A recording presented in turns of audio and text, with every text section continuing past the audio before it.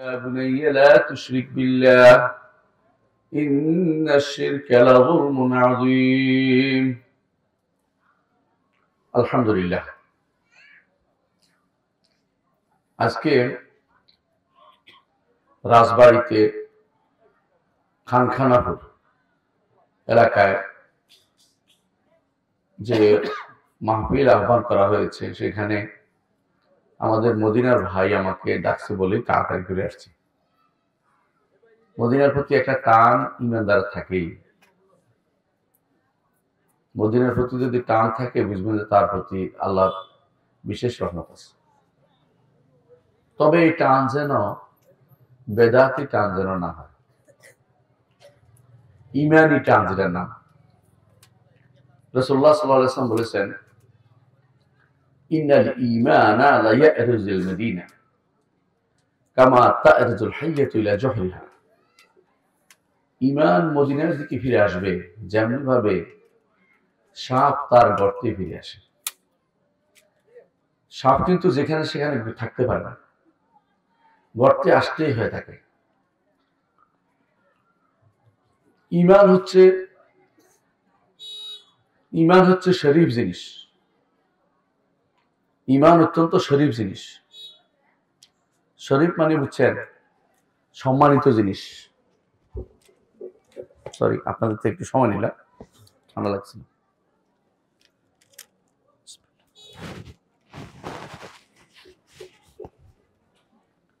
ঈমান অত্যন্ত শরীফ জিনিস। শরাফত বাধা দেয় আমার সাথে কেউ যেন না থাকে। ঈমানের সাথে শিরক যুক্ত হইতে পারে না, বুঝছেন কিনা? ঈমান থাকলে সেখানে শিরক থাকবে না। শিরকের সাথে অনেক কিছু থাকতে পারে। শিরকের সাথে বেদাত থাকতে পারে, কুফর থাকতে পারে, নিফাক থাকতে পারে, পরস্পর বিরোধী প্রপাগান্ডা সব থাকতে পারে, কোনো সমস্যা নেই।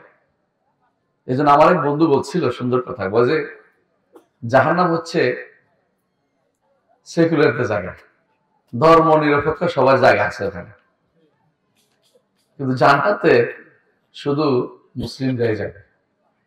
এক বলতে পারেন জান্নাতে যারা যাবে তারা সব কি, যাদেরকে আপনার মৌলবাদী বলেন, যাদেরকে আপনারা বলেন যে এরা কারোর সাথে মিশতে পারে না, কারোর সাথে চলতে পারে না, অনেকটা বলতে পারেন যে তারা একরোখা, ওরাই কিন্তু জান্নাতে যাবে।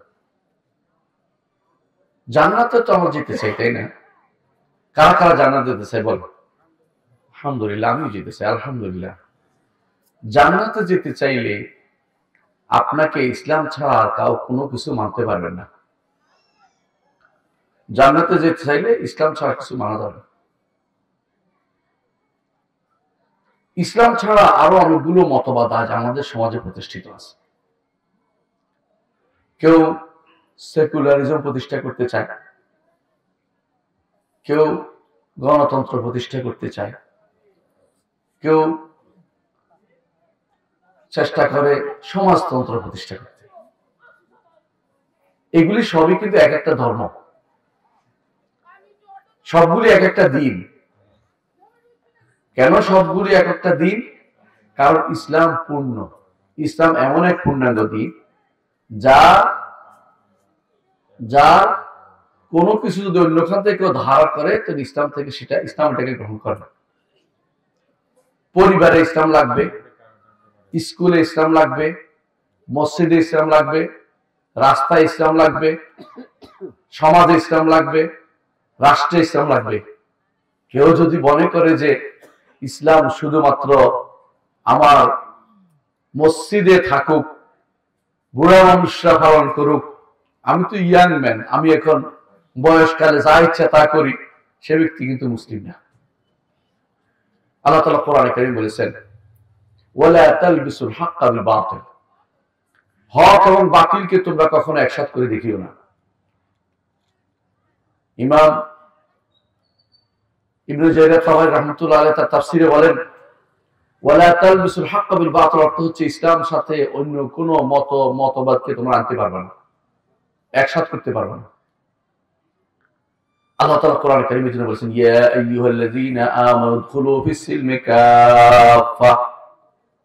হে ঈমানদারগণ, পুরোপুরি ইসলামের প্রকাশ করো। তোমরা ইমানের দাবি করো সবাই, ইমানের দাবি তো আমরা সবাই করি, এমন কোনো ব্যক্তি নেই ইমানদার কবি তার খেপে যাবে, কাফের করতে পারবে না।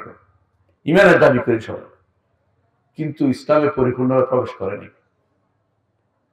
ইসলামে পরিপূর্ণভাবে প্রবেশ করেনি। কিছু মানি তো কিছু মানি না, কিছু মানি কিছু মানি না, এই অবস্থা তৈরি হয়ে আছে। আপনি মানেন, আপনার স্ত্রী মানে না, আপনার স্ত্রী মানে আপনার সন্তান মানছে না, ছেলে মানে তো মেয়ে মানছে না। পরিবারের ভিতরে 3 রকম মানুষ চালু হয়ে গেছে, 4 রকম মানুষ আছে। এরা কিন্তু ইসলামকে সত্যিকার অর্থে নিজেদের আদর্শ মনে করছে না। অথচ ইসলামকে পেয়ে আপনি সন্তুষ্ট, আল্লাহ সন্তুষ্ট ছিলেন বলে আমরা সন্তুষ্ট হতে হবে। আল্লাহ কি বলেছেন? ইসলাম দীনা, তোমাদের জন্য ইসলাম দিয়ে আল্লাহ তাআলা আমাদের ইসলামকে দ্বীন হিসেবে দিয়ে আল্লাহ সন্তুষ্ট প্রকাশ করেছেন। তিনি সন্তুষ্ট, আল্লাহ যাতে সন্তুষ্ট আপনিও তাতে সন্তুষ্ট হতে হবে। আপনি কি বলবেন? প্রতিদিন বলেন রাদিতু বিল্লাহি রাব্বান ওয়া বিল ইসলামি দীনান। আল্লাহর দ্বীন ইসলামকে যদি আপনি যথেষ্ট মনে না করেন, যদি মনে করেন আপনার সমস্যার সমাধান অন্য কেউ দিবে, আপনি এখন ইমানদার হতে পারেন না। রাষ্ট্র পরিচালনার জন্য ইসলামের কি কোনো নীতি আছে না নাই? নাই বলেন না, দেখুন কাফের হয়ে যাবেন সঙ্গে সঙ্গে। রাষ্ট্র পরিচালনার ইসলামের নীতি আছে। তাহলে আপনি 4টা যে সাব্যস্ত করেছেন, আপনাদের 4টা জিনিস রাষ্ট্রের ভিতরে, জানেন তো এটা কি কি? গণতন্ত্র, সমাজতন্ত্র, সেকুলারিজম, জাতীয়তাবাদ, এগুলি যে ঢুকাইছেন আপনাদের শাসনতন্ত্রের ভিতরে, এগুলি কোন কারণে ঢুকাইছেন? যারা ঢুকাইছে তারা তো ইমানে একদম পাক্কা ইমানদার, তাই না? ইমানের পাক্কা হওয়ার পরে ঢুকাইতে পারে কোনো ব্যক্তি? আল্লাহ তাআলা কোরআন কারীমে বলেছেন, ফামা জাযাউ মান ইয়াফআলু যালিকা মিনকুম ইল্লা খিজয়ুন ফিল হায়াতিদ দুনিয়া। যে কেউ এই কাজটি করবে, কিছু মানি কিছু মানি না, দুনিয়ার বুকে অপমানিত হবে, লাঞ্ছিত হবে, আর আখিরাতে ইউরাদুনা ইলা আশাদ্দিল আযাব, কঠোর শাস্তি তাদেরকে প্রেরণ করা হবে। কেন বলছি জানেন? ইসলাম জুজ নাই, কোন পুরা পালন করতে হয়। অনেক সময় উদাহরণটা আমি দিয়ে থাকি, ওযু করতে গেছেন, আপনার মনে হলো যে ওযু তো করছি সব সময়, আজকে একটু পাটা না ধুই, পা ঠান্ডা লাগবে, ওযুটা হবে? এত কিছু করার পর ওযুটা কিন্তু হচ্ছে না। ইসলাম এমন এক জিনিস, আপনি এখানে অন্য কিছু আনলে ইসলাম আর থাকে না, ইসলাম চলে যায়। ইসলাম নষ্ট হয়, সামান্য কাজ আপনার কাছে সামান্য মনে হতে পারে, ইসলাম এটাকে কঠোর মনে করে। ওয়া তাহসাবুনাহু হায়্যিনান ওয়া হুয়া ইনদাল্লাহি আযীম। কোন কোন জিনিস আপনার কাছে মনে হয় কিছুই না, কিন্তু আল্লাহর কাছে এটা বিশাল ব্যাপার। আপনার কাছে মনে হতে পারে যে এই সময় গণতন্ত্র, ওই সমাজতন্ত্র, এগুলি তো আছে দুনিয়ার মানুষের মতবাদ, আমরা তো ইসলাম, নামাজে তো আমরা ভুল করতেছি না, রোজা তো ভুল করতেছি না, নামাজ রোজা হজ জায়গা ঠিক মতো আদায় করি। আমি হজ করি প্রতি বছর, মদিনা যাইয়া বিশাল ভাবে আমি মসজিদ নববীতে নামাজ পড়ার জন্য কোন জায়গায় নামাজ পড়ার জন্য বেশি দৌড়াদৌড়ি করেন জানেন তো? হ্যাঁ, রাউদাতুম মিন রিয়াদিল জান্নাহ, রাউদাতুম মিন রিয়াদিল জান্নাহ নামাজ পড়ার জন্য আমার সেই কি আকুতি। কিন্তু ভাই, আপনার ঘরে ফরজ আদায়ের কথা যে বন্ধ হয়ে গেছে, এটা তো আপনার খবর নেই। রাউদাতুম মিন রিয়াদিল জান্নাতে নামাজ পড়লে জান্নাতে যাবে এমন কথা বলা হয়নি। ওখানে নামাজ পড়লেই জান্নাতে আপনাকে নিবে, এটা কোনো হাদিসে নেই, কোরআনও নেই, আর কোথাও নেই এটা। কিন্তু এখানে আপনি কেন করতে চাচ্ছেন? আপনি ভালো চান, আপনি চান যে এর ওসিলায় আল্লাহ তাআলা আমাকে জান্নাতে দিবে, নেক আমল ওসিলায়। কিন্তু জানেন, নেক আমল ওই সময় কাজে লাগে যখন আপনার ঈমানটা ঠিক থাকে। ঈমান ঠিক নাই, নেক আমল কোনো কাজে লাগবে না। রাসূলুল্লাহ সাল্লাল্লাহু আলাইহি ওয়াসাল্লামের স্ত্রী আয়েশা রাদিয়াল্লাহু আনহা বলছেন, ইয়া রাসূলুল্লাহ, আমার পূর্বপুরুষ আব্দুল্লাহ ইবনে জাদান মক্কাতে সে খাবার খাওয়াতো, এত বেশি খাবার খাওয়াতো যে তার মায়দা উঠতো না। মায়দা বুঝেন? মানে বিছাই রাখছে, যে আসে সে খায়, এরকম। রাসূলুল্লাহ সাল্লাল্লাহু আলাইহি ওয়াসাল্লাম নিজেও খেয়েছেন জাহিলি যুগে ওই সমস্ত মায়দাতে। সাহাবায়ে কেরাম মানে গরিবরা সবাই আসে এখানে খাইতো, বাস মনে করতো যে এখানে খাওয়ার জায়গা, অসুবিধা কি, খাইতো। তার কি কোনো উপকার দিবে? এত খাবার খাওয়াইছে। রাসূল কি বলেছেন? লা হে ইবনাতা সিদ্দিক, কখনো সেটা তার কোনো উপকার দিবে না। ইন্নাহু লাম ইয়াকুল কাত রব্বিগফিরলি খাতিয়াতি ইয়াউমিদ্দিন, হে রব, আমার গুনাহগুলি আপনি ক্ষমা করে দিন। আল্লাহর কাছে কার মনোবাক্যে তওবা করে মারা যায় না। জাহিলিয়াতে মারা গেছে, তার তো বলতে পারতো যে আমার কাছে নবী রাসূল আসে নাই। কিন্তু মানুষের জানা উচিত, জাহিলিয়াতে মরে গেলেও কোনো ব্যক্তি ছাড় পাবে না শিরিক করলে। শিরিক না করলে ওই ব্যক্তি ছাড় পাবে। শিরিক করে না কিন্তু ঈমানও আনে না। যে শিরিক করেছে জাহিলিয়াতে করলেও সে জাহান্নামী। কথা বুঝছেন কিনা? শরীয়ত পায় নাই, তাই বলে ইব্রাহিমের শরীয়ত ছিল, ইসমাইলের শরীয়ত ছিল, যে কেউ এর বিপরীতটা করবে সে কিন্তু জাহান্নামী। এটা বলার কোনো সুযোগ নাই যে আমরা তো কোনো নবী রাসূল পাই নাই। কেন? নবী রাসূল শিক্ষা তো আপনার কাছে ছিল। আপনি ভালো করে জানতেন যে ইব্রাহিম আলাইহিস সালাতু ওয়াস সালাম শিরিক করেন নাই। ইব্রাহিম আলাইহিস সালাতু ওয়াস সালাম ইমামুল হুনাফা, জগতের যত বড় মুওয়াহহিদ তাওহীদবাদী ইব্রাহিম আলাইহিস সালাম তার নেতা। আল্লাহ কোরআন কারীম কি বলেছেন? قد كان لكم آية في إبراهيم والذين معه, তোমাদের জন্য উসওয়াতুন হাসানাহ, قد كان لكم أسوة حسنة في إبراهيم والذين معه, তোমাদের জন্য উত্তম আদর্শ রয়েছে ইব্রাহিম আলাইহিস সালাতু ওয়াস সালাম তার সাথীদের মাঝে। তার সাথী মানে যারা ঈমান আছে, কে? তার স্ত্রী এবং তার ভ্রাতুষ্পুত্র লূত। এদের মধ্যে কি করছে বলছে? তারা কি? ইয ক্বালু ইন্না বুরাআউ মিনকুম ওয়া মিম্মা তা'বুদুনা মিন দুনিল্লাহ। এরা বলছে, পুরো কওমের সামনে বলছে, জাতির সামনে বলছে, সাহসী ভূমিকা পালন করছে, বেটার মতো কাজ করছে, বলছে আমরা তোমাদের থেকে মুক্ত, তোমাদের শিরক থেকেও মুক্ত। আল্লাহু আকবার। পারছে বলতে, সে সাহস দরকার। ইব্রাহিম আলাইহিস সালাতু ওয়াস সালাম এই সাহস পেয়েছে ঈমানের কারণে, তাওহীদের কারণে। এইজন্য তিনি ইমামুল হুনাফা, ইন্নী জাআলুকা লিন-নাসি ইমামা, আমি মানুষের জন্য আপনাকে ইমাম বানাবো। আল্লাহ তাআলা বলেছেন ক্বালা মিন যুররিয়্যাতি। আল্লাহ ইব্রাহিম আলাইহিস সালাতু ওয়াস সালাম সঙ্গে সঙ্গে সন্তানের ধরো বলেন যে আল্লাহ আমার সন্তানদের মধ্য থেকে ইমাম বানান। ক্বালা লা ইয়ানালু আহদিয যালিমিন, আহদিয যালিমিন, আমার অঙ্গীকার, ইমাম বানানো অঙ্গীকার, যারা জালেম শিরিক করবে তারা পাবে না। কিয়ামত পর্যন্ত যত মানুষ ঈমান আনবে তত মানুষ ইব্রাহিম আলাইহিস সালাতু ওয়াস সালামের মিল্লাতের অনুসারী। মিল্লাতা আবিকুম ইব্রাহিম হুয়া সাম্মাকুমুল মুসলিমিন, তিনি তোমাদেরকে মুসলিম নাম দিয়েছেন। এর আগে এই নামটা ছিল না, মানুষ মুসলিমে ছিল। ইব্রাহিম আলাইহিস সালাতু ওয়াস সালাম তিনি যে পদ্ধতি রেখে গেছেন, এই পদ্ধতির বাইরে তাওহীদের নীতি আর কিছু হতে পারে না। সাহসী ভূমিকা পালন করে গেছেন। নমরুদের সামনে দাঁড়িয়েও তাওহীদের কথা বলেছেন, জাতির সামনে দাঁড়িয়েও তাওহীদের কথা বলেছেন। জাতি কি বলেছিল? চলো আমরা মেলায় যাই। মেলা বুঝেন তো? এখনকার মেলা কি জানেন? এখনকার মেলা হচ্ছে কাওয়ালি জ্ঞান, কাওয়ালি সন্ধ্যা। এখনকার মেলা হচ্ছে কাওয়ালি সন্ধ্যা। হ্যাঁ, আর আপনাদের রাজবাড়ি তো গোয়ালন্দ ঘাটের খুব কাছে, ওখানে তো গানই হয় সারাদিন। রাজবাড়িতে মনে গান টান হয় না, ভালো মানুষ আপনারা, আমি জানি। এই গান সন্ধ্যা যদি এটাই হচ্ছে তখনকার মেলার সন্ধ্যা, এগুলি সবসময় শয়তানের আসর ছিল। কোন গান ইসলামী সঙ্গীত নাম দিলেও ওটা জায়েজ নেই, ওই গানের আসর যাওয়া যাবে না।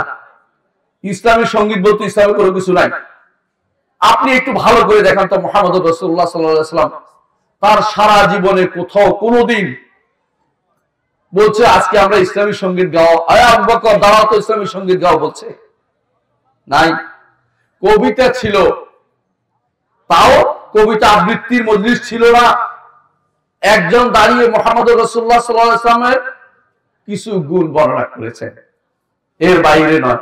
আবার রাসূল সাবধান করেছেন, সাবধান, বাড়াবাড়ি করো না, যা বলছো তাই বাড়িয়ে বলো না।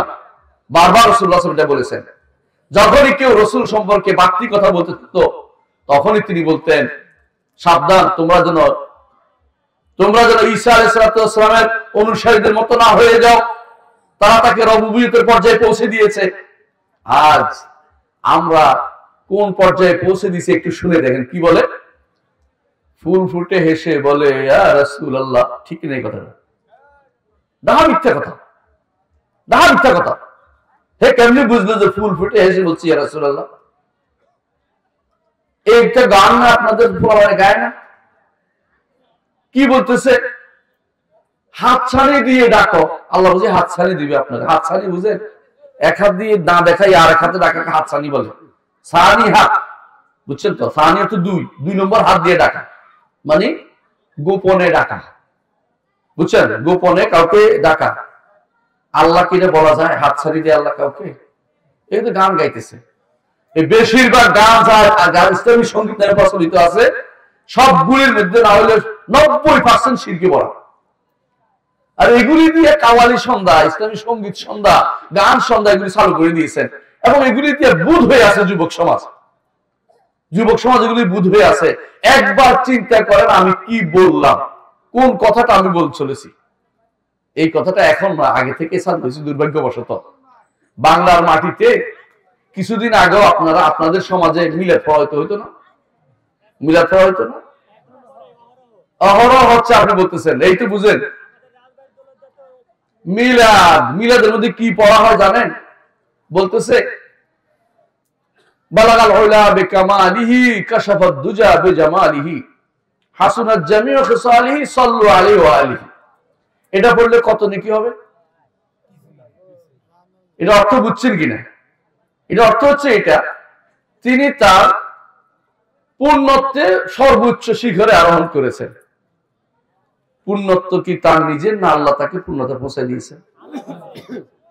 কাশাফাত দুজা বিজামালিহি, ব্যক্তির সৌন্দর্য সবকিছু চলে কি হয়ে গেছে? অন্ধকার দূরীভূত হয়ে গেছে। আমরা তো রাসূলুল্লাহ সাল্লাল্লাহু আলাইহি ওয়াসাল্লাম ব্যক্তি সত্তার অনুসরণ করি না, আমরা রাসূলের রিসালাতের অনুসরণ করি। একজন মানুষ কখনো রাসূলুল্লাহ নূরের তৈরি কইলেই যে তার সম্মান বেড়ে যাবে কথা ঠিক না, কারণ এটা আল্লাহ কোরআন এবং সুন্নাহর বিরোধিতা হয়। রাসূলুল্লাহ সাল্লাল্লাহু আলাইহি ওয়াসাল্লামের অনুসরণ করি কারণ আল্লাহ নির্দেশ দিয়েছেন, এই নয় যে আল্লাহর কথা কেন শুনি, কোনো কারণ নাই, বিনা কারণে। রাসূলের অনুসরণ করি আল্লাহ নির্দেশের কারণে, কথা বুঝেন। আর আমাদের সম্মানিত আলেমদের অনুসরণ করি আল্লাহ বলেছেন, রাসূলও বলেছেন, এই জন্য। কথা বুঝছেন? মুহাম্মদ রাসূলুল্লাহ সাল্লাল্লাহু আলাইহি ওয়াসাল্লাম যদি আল্লাহ নিজে বলছেন লা ইন আশরাকতা লা ইয়াহবাতান্না আমালুকা, যদি আপনি শিরিক করতেন আপনার আমলও বরবাদ করে দিত। অবশ্যই রাসূল শিরিক করেন নাই, নিঃসন্দেহে। আমরা মুহাম্মদ রাসূলুল্লাহ সাল্লাল্লাহু আলাইহি ওয়াসাল্লামের শরীরের অঙ্গের কোনো কিছু নিয়ে আমাদের অনুসরণযোগ্য না। রাসূলের পিঠের মধ্যে কি ছিল? মোহর নবুয়ত ছিল। আমি কি মোহর নবুয়ত বানাইতে পারবো? রাসূলুল্লাহ সাল্লাল্লাহু আলাইহি ওয়াসাল্লামের শরীর অমুক ফ্যাক ছিল, সিক ফ্যাক ছিল বলে বললে লাভটা কি আমার? রাসূল সাল্লাল্লাহু কি বলেছেন এটা শোনেন। 3 ভাগের 1 ভাগ খাইতে বলেছেন, 1 ভাগ বাতাসের জন্য রাখতে বলেছেন, আর 1 ভাগ কি জন্য রাখতে বলেছেন? পানির জন্য। বুঝছেন তো? তাহলে বোঝা গেছে রাসূল সাল্লাল্লাহু আলাইহি ওয়াসাল্লাম এইভাবে খাইতে বলেছেন। আপনি সবটা যদি ভাত দিয়ে পুরা করে ফেললেন, পানিও খেতে পারলেন না, নিঃশ্বাস ফেলতে পারলেন না, তো আপনি ঘুমিয়ে যাবেন। এটার অনুসরণ করে অর্ডারের কারণে রাসূল পাগড়ি পরেছেন। আপনার ভালো লাগে পরেন, কিন্তু পাগড়ি পরলে কত সওয়াব জানেন? কোনো সওয়াব নাই। সত্য যে বলছেন ঠিক বলেন নাই, পাগড়ি পরলে কোনো সওয়াব নাই, মানে সওয়াব নির্ধারিত কোনো সওয়াব নাই। যারা বলে পাগড়ি পরলে, একবার পাগড়ি পরলে কি সওয়াব হয়?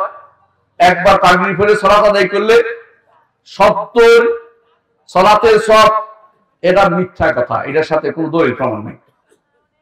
প্রিয় ভাইয়েরা, যে কথা বলতে চাচ্ছিলাম, ইসলামের জায়গায় আসি। ইসলাম আজ বিভিন্ন রকম হয়ে গেছে। ইসলাম বিভিন্ন রকম হয়ে গেছে। এক একজনের ইসলামকে এক এক রকম ব্যাখ্যা করছে। ইসলাম হয়ে গেছে কি রকম? ভারতবর্ষের অন্ধ ব্যক্তি হাতি দেখতে চাইছিল, হাতি দেখতে চাইছিল। একজন যাইয়া হাতির পা ধরছে, বলছে হাতি হচ্ছে খাম্বার মতো। খাম্বা বুঝেন তো? হ্যাঁ, মানে বিল্ডিং এর এরিয়া থাকে না, কি বলে এটা, কলামের মতো, বলছে একটা কলাম। আরেকজন কান ধরছে, ধরে বলছে হাতি কুলার মতো। কুলা ছিলেন ধান ঝাড়ে যে কুলার মতো। আরেকজন চোখ ধরছে, বলছে হাতি স্ফটিকের মতো, মানে চোখের জায়গা তো সুন্দর স্পষ্ট। আরেকজন আরেকটা ধরে এক ল্যাজ ধরছে, ল্যাজ ধরে করতেছে হাতি না, হাতি তো ওই আমরা ঝাড়ুর মতো। আমাদের ইসলামকে আজ এভাবে পরিচয় করানো হচ্ছে। এক একজনে এক এক দিকে যাচ্ছে না। ইসলাম পরিপূর্ণ। ইসলামের একটা অংশ আংশিক নেওয়ার কোনো সুযোগ নেই। একটা আংশিক নেওয়ার কারণে আজ সমস্যাটা হচ্ছে। আমরা আজ যেন আমরা একটা দায়িত্ব নিয়ে বসেছি, লক্ষ লক্ষ মানুষকে আমার হেদায়েত করে দিতে হবে, দায়িত্ব না। কিন্তু আল্লাহ রাসূল সাল্লাল্লাহু আলাইহি ওয়াসাল্লাম কষ্ট পেতেন যখন কেউ ঈমান আনতো না। আল্লাহ তাআলা তার কষ্ট লাঘব করার জন্য বলেছেন, ফালাআল্লাকা বাখিউন নাফসাকা আল্লা ইয়াকুনু মুমিনিন। নবী, এরা ঈমানদার হয় না বলে আপনি নিজেকে ধ্বংস করে দিবেন?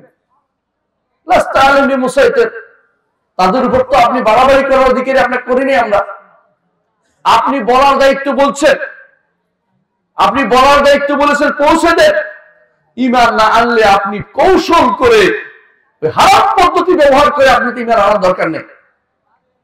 গান দিয়ে তাদেরকে ডেকে আনি ইসলাম প্রচার করাবেন, গান দিয়ে তাদেরকে ডেকে আনি আপনি মুসলিম মুমিন বানাবেন, এটা আপনাকে অনুমোদন করা হয় নাই। এরা মানে না দেখে ওদেরকে ছাড় দিবেন আপনি। আপনি যে অংশ ছাড় দিবেন, ইসলাম থেকে ছাড় দিয়েছেন আপনি। কোন অংশ ছাড় দেওয়ার সুযোগ নাই। ইসলামের কোন এক বিন্দু ছাড় দিলে আপনি ইসলামকে ছেড়ে দিয়েছেন। ইসলামের কোন বিন্দু পর্যন্ত জায়গা আপনি ছাড়তে পারবেন না। ইসলামে সালাত আছে, যাকাত আছে, সওম আছে, হজ আছে, আকীদা আছে, বিশ্বাস আছে, ঈমান আছে। ইসলামে তেমনি ভাবে রাষ্ট্র পরিচালনা আছে। ইসলামের যে ব্যক্তি আংশিকভাবে ওয়াজ করে শোনাইয়া মানুষকে, ওয়াজের মাধ্যমে মানুষকে পাগল করে দিচ্ছে, বেশি মানুষ হাজির হয়, এরকম বেশি মানুষের আশায় যদি আপনি বসে থাকেন, তাহলে আপনি কিন্তু ইসলাম বুঝেন না। আপনি ওয়ামা আকসারুন নাসি ওয়ালাউ হারাসতা বিমুমিনিন, আল্লাহ বলতেছে আপনি যতই ঐকান্তিক চেষ্টা আপনার আছে, কিন্তু অধিকাংশ মানুষ ঈমান আনে না। আল্লাহ যখন চাইছে তখন ঈমান আনছে। আল্লাহ কখন চাইছে? ইযা জাআ নাসরুল্লাহি ওয়াল ফাতহ, আল্লাহর সাহায্য ধরেন, এটাকে আপনার দ্বারা হয় না। ইন্নাকা লা তাহদি মান আহবাবতা, আপনি চাইলে ঈমানদার বানাতে পারবেন না কাউকে। ওয়ালাকিন্নাল্লাহ ইয়াহদি মান ইয়াশা, আল্লাহ যাকে ইচ্ছে তাকে হেদায়েত দিবেন। যদি ঈমানদারের ব্যবস্থা, ঈমানদার নিজে রাসূলের হাতে থাকতো, রাসূলের চাচারে রাসূল ঈমান আনতে পারত। রাসূলের চাচার জন্য হেনর চেষ্টা তিনি করেন নাই। বারবার বলেছেন কালিমাতুন আহতাজু বিহামদিল্লাহ, চাচা একটি কালেমা বলুন, আল্লাহর কাছে বলবো আমার চাচা বলেছে। কি কালেমাটা? লা ইলাহা ইল্লাল্লাহ। একটি কালেমা বলানোর চেষ্টা করেছে, কিন্তু চাচা বুঝতো যে ভাতিজা হক, কিন্তু হক নিতে রাজি হয়নি। তো আল্লাহ যদি নেয়ামত কাউকে না দেয়, আপনি আমি অবশ্যই ঠকে যাব। দুনিয়ার বুকে আপনার কাছে মনে হতে পারে যে এত মানুষ আসলো না কেন, এত মানুষ হাজির হলো না কেন, এত মানুষ কথা শুনে না কেন, এরা সংখ্যায় কয়েকজন, এদেরকে পিছিয়ে ফেলা হোক, কিন্তু পিছিয়ে ফেলতে পারবেন না। মুহাম্মদুর রাসূলুল্লাহ সাল্লাল্লাহু আলাইহি ওয়াসাল্লাম বলে গিয়েছেন, বাদা আল ইসলামু গরীবান, বাদা আল ইসলামু গরীবান ওয়া সায়াউদু কামা বাদা ফাতুবা লিল গুরাবা। অর্থ বুঝছেন কিনা? ইসলাম গরীব, অপরিচিত। গরীব অর্থ ফকির না, আরবি গরীব অর্থ অপরিচিত। অপরিচিত হিসেবে এসছে, মানুষ চিনত না ইসলামকে। বাদাল ইসলাম গরীবান, গ্রহণ করতে চাইতো না। আমরা চিনি না, মানুষ যেটা চিনে না এটা খায় নাকি? দেখ, চিনে না এটা খাইতেও চায় না, চিনে না এটা নিতেও চায় না। কারণ এটা সাপ হইতে পারে, বাবা এটা নিব না। না চিনলে ওই বাংলাদেশ মাছ সাপ হয়ে যায় মানুষের কাছে, বলে বলে সাপের মধ্যে দেখতে লাগে, খাইব না। বাদাল ইসলাম গরীবান, ইসলাম যখন প্রথম শুরু হয়েছিল খুব কম লোকে ইসলাম গ্রহণ করেছিল। 13 বছর মুহাম্মদুর রাসূলুল্লাহ সাল্লাল্লাহু আলাইহি ওয়াসাল্লাম ইসলামের দাওয়াত দিয়েছেন। কয়জন ইসলাম দিয়েছে? 313 জন। 13 বছর ইসলামের দাওয়াত দিয়েছে মুহাম্মদুর রাসূলুল্লাহ সাল্লাল্লাহু আলাইহি ওয়াসাল্লাম। ঈমান আছে 313 জন। আপনাদের এখানে বললে তো 313 জন হয়ে যাবে। তাহলে আপনি এত হতাশ হওয়ার কোনো কারণ নাই। তাড়াতাড়ি পাওয়ার ইচ্ছা করবেন, তাড়াতাড়ি পাওয়ার জন্য ইসলামের কোন অংশ ছাড় দেওয়া চলে না।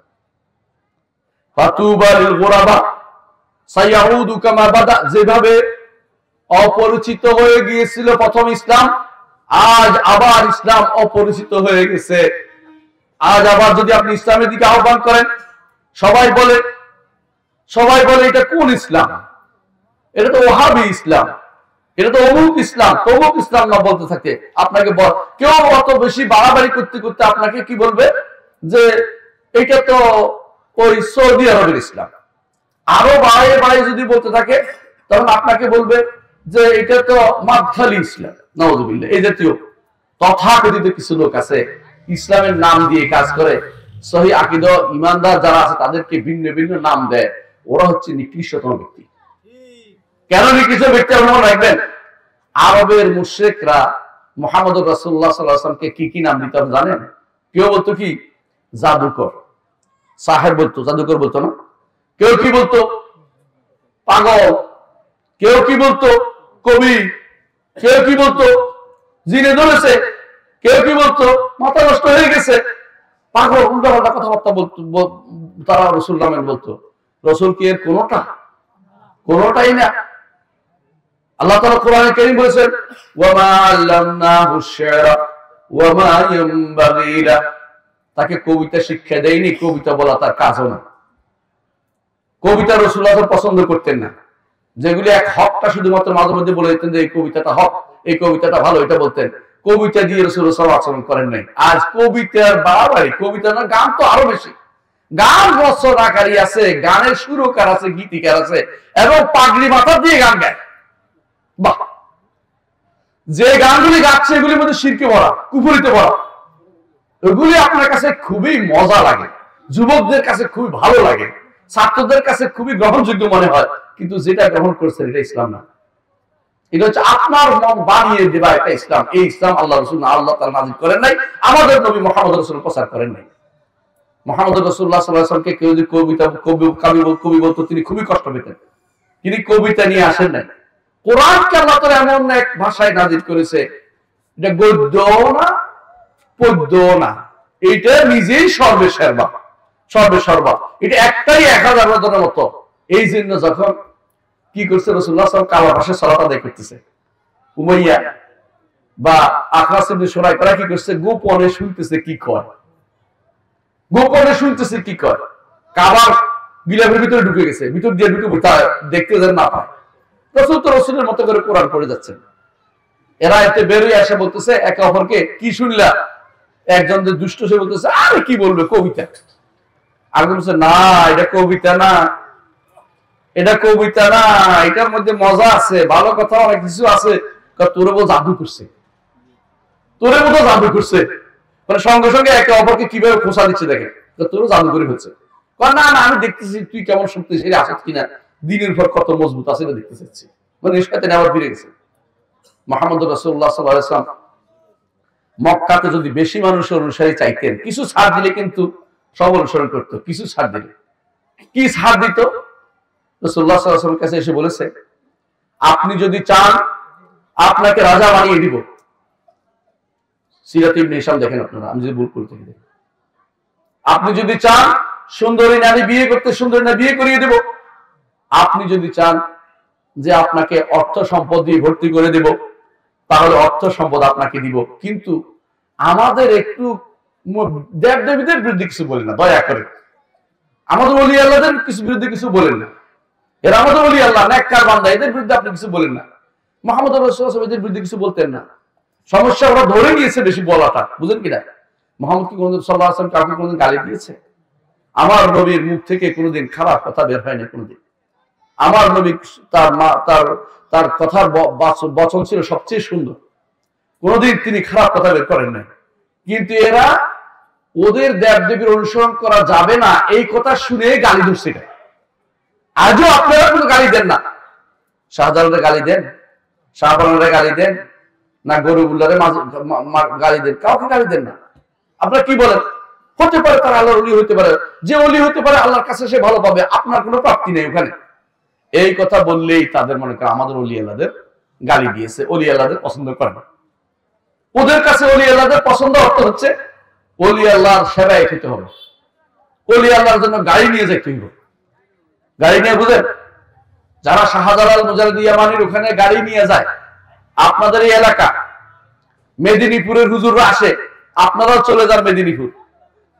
মেদিনীপুরের মধ্যে শিরকের আখড়া, আর মেদিনীপুরের হুজুররা শিরিক বড় বলে। রাগ করেন না, আমি একটা ওয়াজ শুনছি, ওয়াজের অংশ বলি, আপনি বুঝবেন কেমন শিরিক।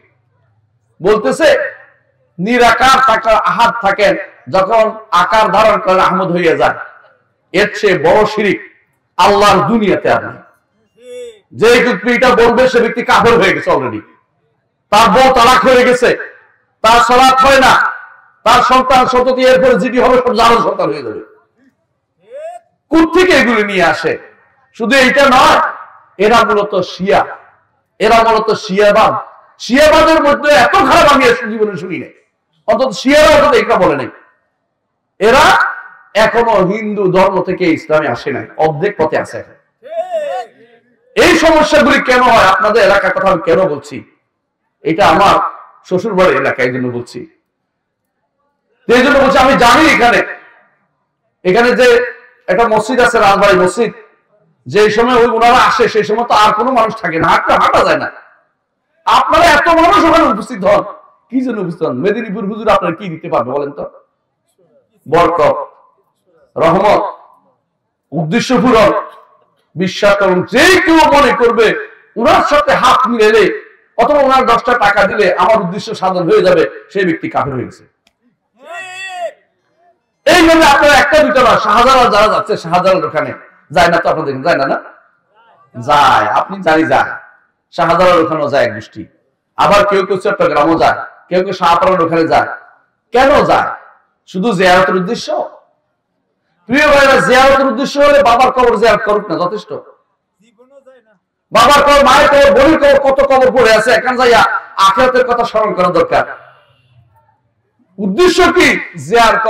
কবর জিয়ারতের উদ্দেশ্য হচ্ছে তিনটি। কয়টা? তিনটা। আখিরাতকে স্মরণ করা, দুনিয়া থেকে বিমুখ হওয়া 2 নম্বর, 3 নম্বর হচ্ছে সুন্নত পালন করা, রাসূলের সুন্নত পালন করা। এই তিনটা জিনিস আপনি যদি কোনো একটা মৃত ব্যক্তি যেখানে মারা যাচ্ছে তাকে দোয়ান গোসল করান, তার মৃত্যুর সময় উপস্থিত থাকেন, আপনার 3টা জিনিস হাসিল হয়ে যাবে। কিন্তু আপনি পছন্দ করছেন না। আপনি কোথায় যাচ্ছেন? শাহজালালের ওখানে যেতে হবে। যে কেউ শাহজালাল মুজাহিদ ইয়ামানি রহমতুল্লাহ আলাইহির ওখানে যাবেন, তার উদ্দেশ্য শুধু জিয়ারত নয় ভাই, তার উদ্দেশ্য হচ্ছে সিদ্ধি সাধন, সিদ্ধি লাভ করে হিন্দুরা। আপনার উদ্দেশ্য হচ্ছে উপকার অর্জন, আর কিছু না। এর পার্থক্য কিছুই নাই। আপনি মনে করছেন যে ওখানে গেলে আমার ছেলেটা ভালো হয়ে যাবে, ওখানে গেলে আমার ছেলে চাকরি হয়ে যাবে, ওখানে গেলে আমি নির্বাচনে পাশ করতে পারবো। বেশিরভাগ মানুষের তাই মনে করে বসে ওখানে যায়, আর কোনো কারণ নাই। এই নিয়ত করে বের হলে মুশরিক, এই নিয়ত করে বের হলে মুশরিক। কারণ ভালো মন্দ কোন ব্যক্তি করতে পারে না। জীবিত ব্যক্তি যদি কিছু করতে পারে তার সামর্থ্যের ভিতরে, মরা ব্যক্তি কারো উপকার করতে পারে না। মৃত ব্যক্তি সবচেয়ে খারাপ অবস্থায় আছে।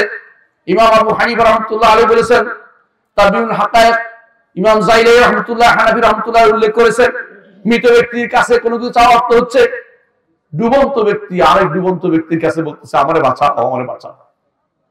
যে ডুবে আছে কাউকে বাঁচাইতে পারে? এই মানুষগুলো যারা আজ কবরের কাছে কিছু চাচ্ছে, কবর ওনার কাছে কিছু আশা করতেছে, এবং যারা আজ বিভিন্ন পীরের দরবারে ধর্ণা দিচ্ছে, তাকে কিছুই খুশি করার জন্য বিভিন্ন রকম ভ্যাট দিচ্ছে, এরা শিরকের আখড়া তৈরি করছে। এই মানুষগুলো ইসলামকে বুঝেনি এখনো। এদেরকে ইসলাম বুঝানোর দায়িত্ব আপনার আমার। আজ ইসলাম কায়েম করার চিন্তায় ব্যতিব্যস্ত হয়ে পড়েছে। বিশ্বাস করুন, ইসলাম কায়েমের আগে তাওহীদ কায়েম করতে হবে। কারণ ইসলাম 3টি জিনিসের নাম। প্রথম হচ্ছে তাওহীদ নিয়ে আত্মসমর্পণ, দ্বিতীয় হচ্ছে আনুগত্য করা, অর্ডার মেনে নেওয়া, আর তৃতীয় হচ্ছে শিরিক এবং মুশরিকদের, শিরিক থেকে দূরে থাকা, মুশরিকদের কর্মকাণ্ড দূরে থাকা। এই 3টার মধ্যে প্রথমটা কি? তাওহীদ প্রতিষ্ঠা করা। তাওহীদ প্রতিষ্ঠা যতক্ষণ না হবে, যতক্ষণ পর্যন্ত ঈমান প্রতিষ্ঠিত না হবে, আমি ইচ্ছা করে আকীদা বললাম না, কারণ আকীদা নিয়ে হাসাহাসি করে একদম তো আকীদারে ফেক বলে ফেলছে।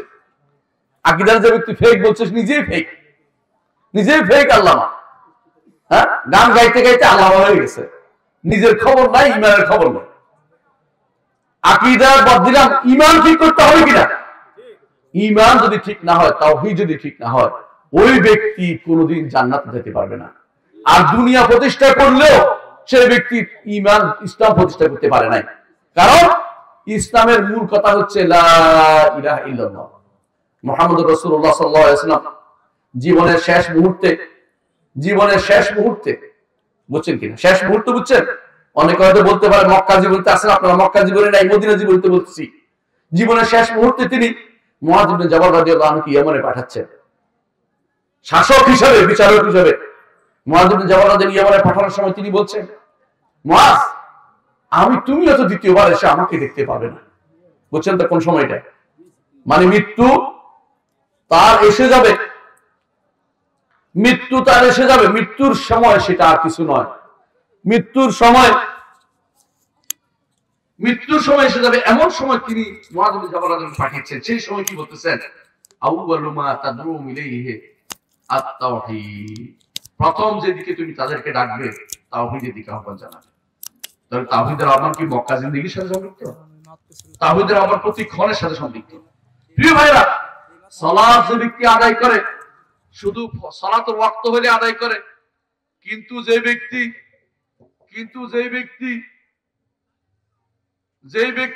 সওম আদায় করে, রমজান মাসে সওম আদায় করে, ঠিক না? কিন্তু যে ব্যক্তি তাওহীদ প্রতিষ্ঠা করতে হবে, প্রতি ক্ষণে ক্ষণে তাকে তাওহীদের উপর থাকতে হবে। যেই ক্ষণে তাওহীদ থেকে বের হয়ে যাবে, আগের আমলগুলো সব বরবাদ হয়ে যাবে। বুঝলেন কিনা কথাটা? একজন মানুষ ধরেন সে 10 বছর হজ করছে, এরপরে আর কিছু করে নাই, মাজারে 10টা টাকা দিছে, কি বলেন আপনি? ইমান আছে? ইমান নাই। 10টা হজ শেষ, ইমানও শেষ, এত বছর সালাত পড়ছে ওইটাও শেষ। সামান্য একটা কাজ করছে, আপনার কাছে সামান্য মনে হইতে পারে, ওটা সামান্য নয়, ইনদাল্লাহি আযীম, আল্লাহর কাছে এটা বিশাল ব্যাপার, কঠিন জিনিস। একজন মানুষ অনেক কিছু করছে, মাদ্রাসা মসজিদ দিছে, অনেক কিছু করছে, তার কাছে মনে হয়েছে ওলি আল্লাহর তো কিছু না কিছু তো আছেই, তার তো কিছু না কিছু ক্ষমতা আছেই, নাহলে ওলি আল্লাহরা এমনি নাকি? ওলি আল্লাহ জিনিসটা কি? তার কবরটাও পাকা করে দে, টাকা তো আমার কাছে আছে। কবর পাকা করা হারাম, কিন্তু বিশ্বাস যেটা করছে কিছু না কিছু আছে তার মধ্যে, ওইটা হচ্ছে শিরিক। আপনি ইমান পয়সা খরচ করে ইমান না কিনে শিরিক কিনছে, বুঝছেন তো? আমি অনেক ভাইকে বলি, মক্কাতে আল্লাহর কাছে কান্নাকাটি করে, সৌভাগ্যের বিষয় হচ্ছে মক্কাতে যে সমস্ত জায়গাতে হজের জায়গা আছে ওখানে কোথাও কবর নেই, বুঝছেন তো? এখন মদিনা এসা তোয়াফের জায়গা পায় না, কি তোয়াফ করে জানেন? এখন বাইতুল্লাহ রাসূলুল্লাহ কবরের চারপাশে গুড় করে তোয়াফ করে। এক পাকিস্তানের সৌদি পুলিশ ধরে ফেলছে কাপ করে, কারণ দেখছে কাল ঘুরে নিশ্চয় কিছু একটা করে। তো ধরার পরে বলতেছে, ইয়ার আর এক চক্কর বাকি হে, বুঝছেন? মানে 6 চক্কর হয়েছে, 1 চক্কর বাকি আছে। জানোয়ার কাকে বলে? মানে সে এখন মক্কাতে তো তোয়াফ করছে, মদিনাতে এসে তোয়াফ জায়গা পায় না। এখন চক্কর দিতে পুলিশের তো ক্যামেরা দিয়ে ধরতেছে, কি করে ঘুরে কাইটা বারবার ধরে বলছে যে তুমি এটা ঘুরে কেন? বলে ইয়ার আর 1 চক্কর বাকি হয়, মানে আরেক চক্কর বাকি আছে, ছেড়ে দাও আমাকে। 6 চক্কর হয়েছে, 7 চক্কর দিতে চাই, বুঝছেন তো? শিরিক কেমনে করে বুঝেন? আবেগ দিয়ে শিরিক। মসজিদ নববীতে যখন চাকরি করতাম এক সময়, মানে আমরা ইউনিভার্সিটি পড়াকালীন ওই মুআজ্জাহ রাসূলের কবরের সামনে দিয়ে দাঁড়াতাম। তো আমাদেরকে পাকিস্তানে বহুত শয়তান, দুইজনে মিলে ব্যস্ত রাখে প্রশ্ন করে, আরেকজনে শোয়ার জন্য শুয়ে হাত মুখ মুছে দৌড়, বুঝছেন কিনা? দুইজনে আসে আমাদের সাথে প্রশ্ন করবে, আমাদের মধ্যে উত্তর দিতেছি, মানে ভালো আসলে তার উদ্দেশ্য খারাপ, আরেকজনের জায়গা করে দিচ্ছে, বুঝছেন? মানে দুইজনে আমার প্রশ্ন করতেছে, আমি উত্তর দিতেছি, আরেকজনকে ইঙ্গিত করছে, সে যাইয়া তখন ওই যেখানে মানা করছে ধরতে, এটা দৌড়ে চুমা টুমা দিয়ে হাতে মুখে লাগাই দিছে দৌড়। এটা কি করলো? ওরা হাসতেছে, বুঝছি তো ওরা শয়তানি করছে। এটা এসে মানে মানুষ কত রকমের শিরকের জন্য হিলাবাজি করছে। আজও মানুষ শিরকের জন্য হিলাবাজি করে। এই শিরিক যারা করবে তারা কি তার আমল কি রাখতে পারছে? না। যেখানে আল্লাহর নবীকে আল্লাহ তাআলা সাবধান করেছেন, লা ইন আশরাকতা লা ইয়াহবাতান্না আমালু, যদি আপনি শিরিক করেন আপনার আমলও কিন্তু নষ্ট হয়ে যাবে। প্রিয় ভাইরা, যে ব্যক্তি মনে করবে যে সেকুলারিজম তাকে বাঁচাবে, ধর্ম নিরপেক্ষতা তাকে বাঁচাবে, যে ব্যক্তি মনে করবে ধর্ম নিরপেক্ষতা সমাধান মনে করবে, সেই ব্যক্তি ঈমান ধ্বংস করে দিয়েছে। সেই ব্যক্তি আর ঈমানদার নয়। অথচ আপনার সংবিধানে সেটা লেখা আছে।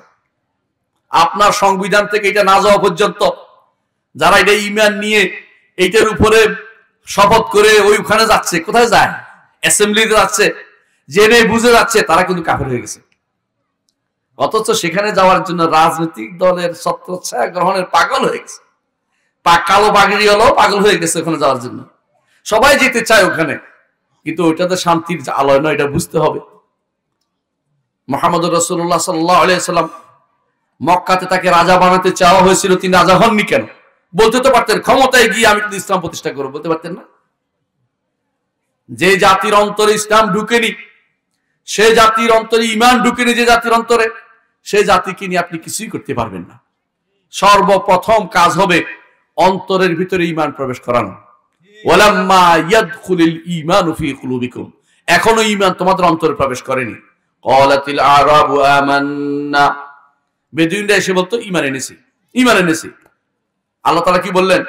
কুল্লান তুমিনু, এখনো ঈমানদার হইতে পারো না।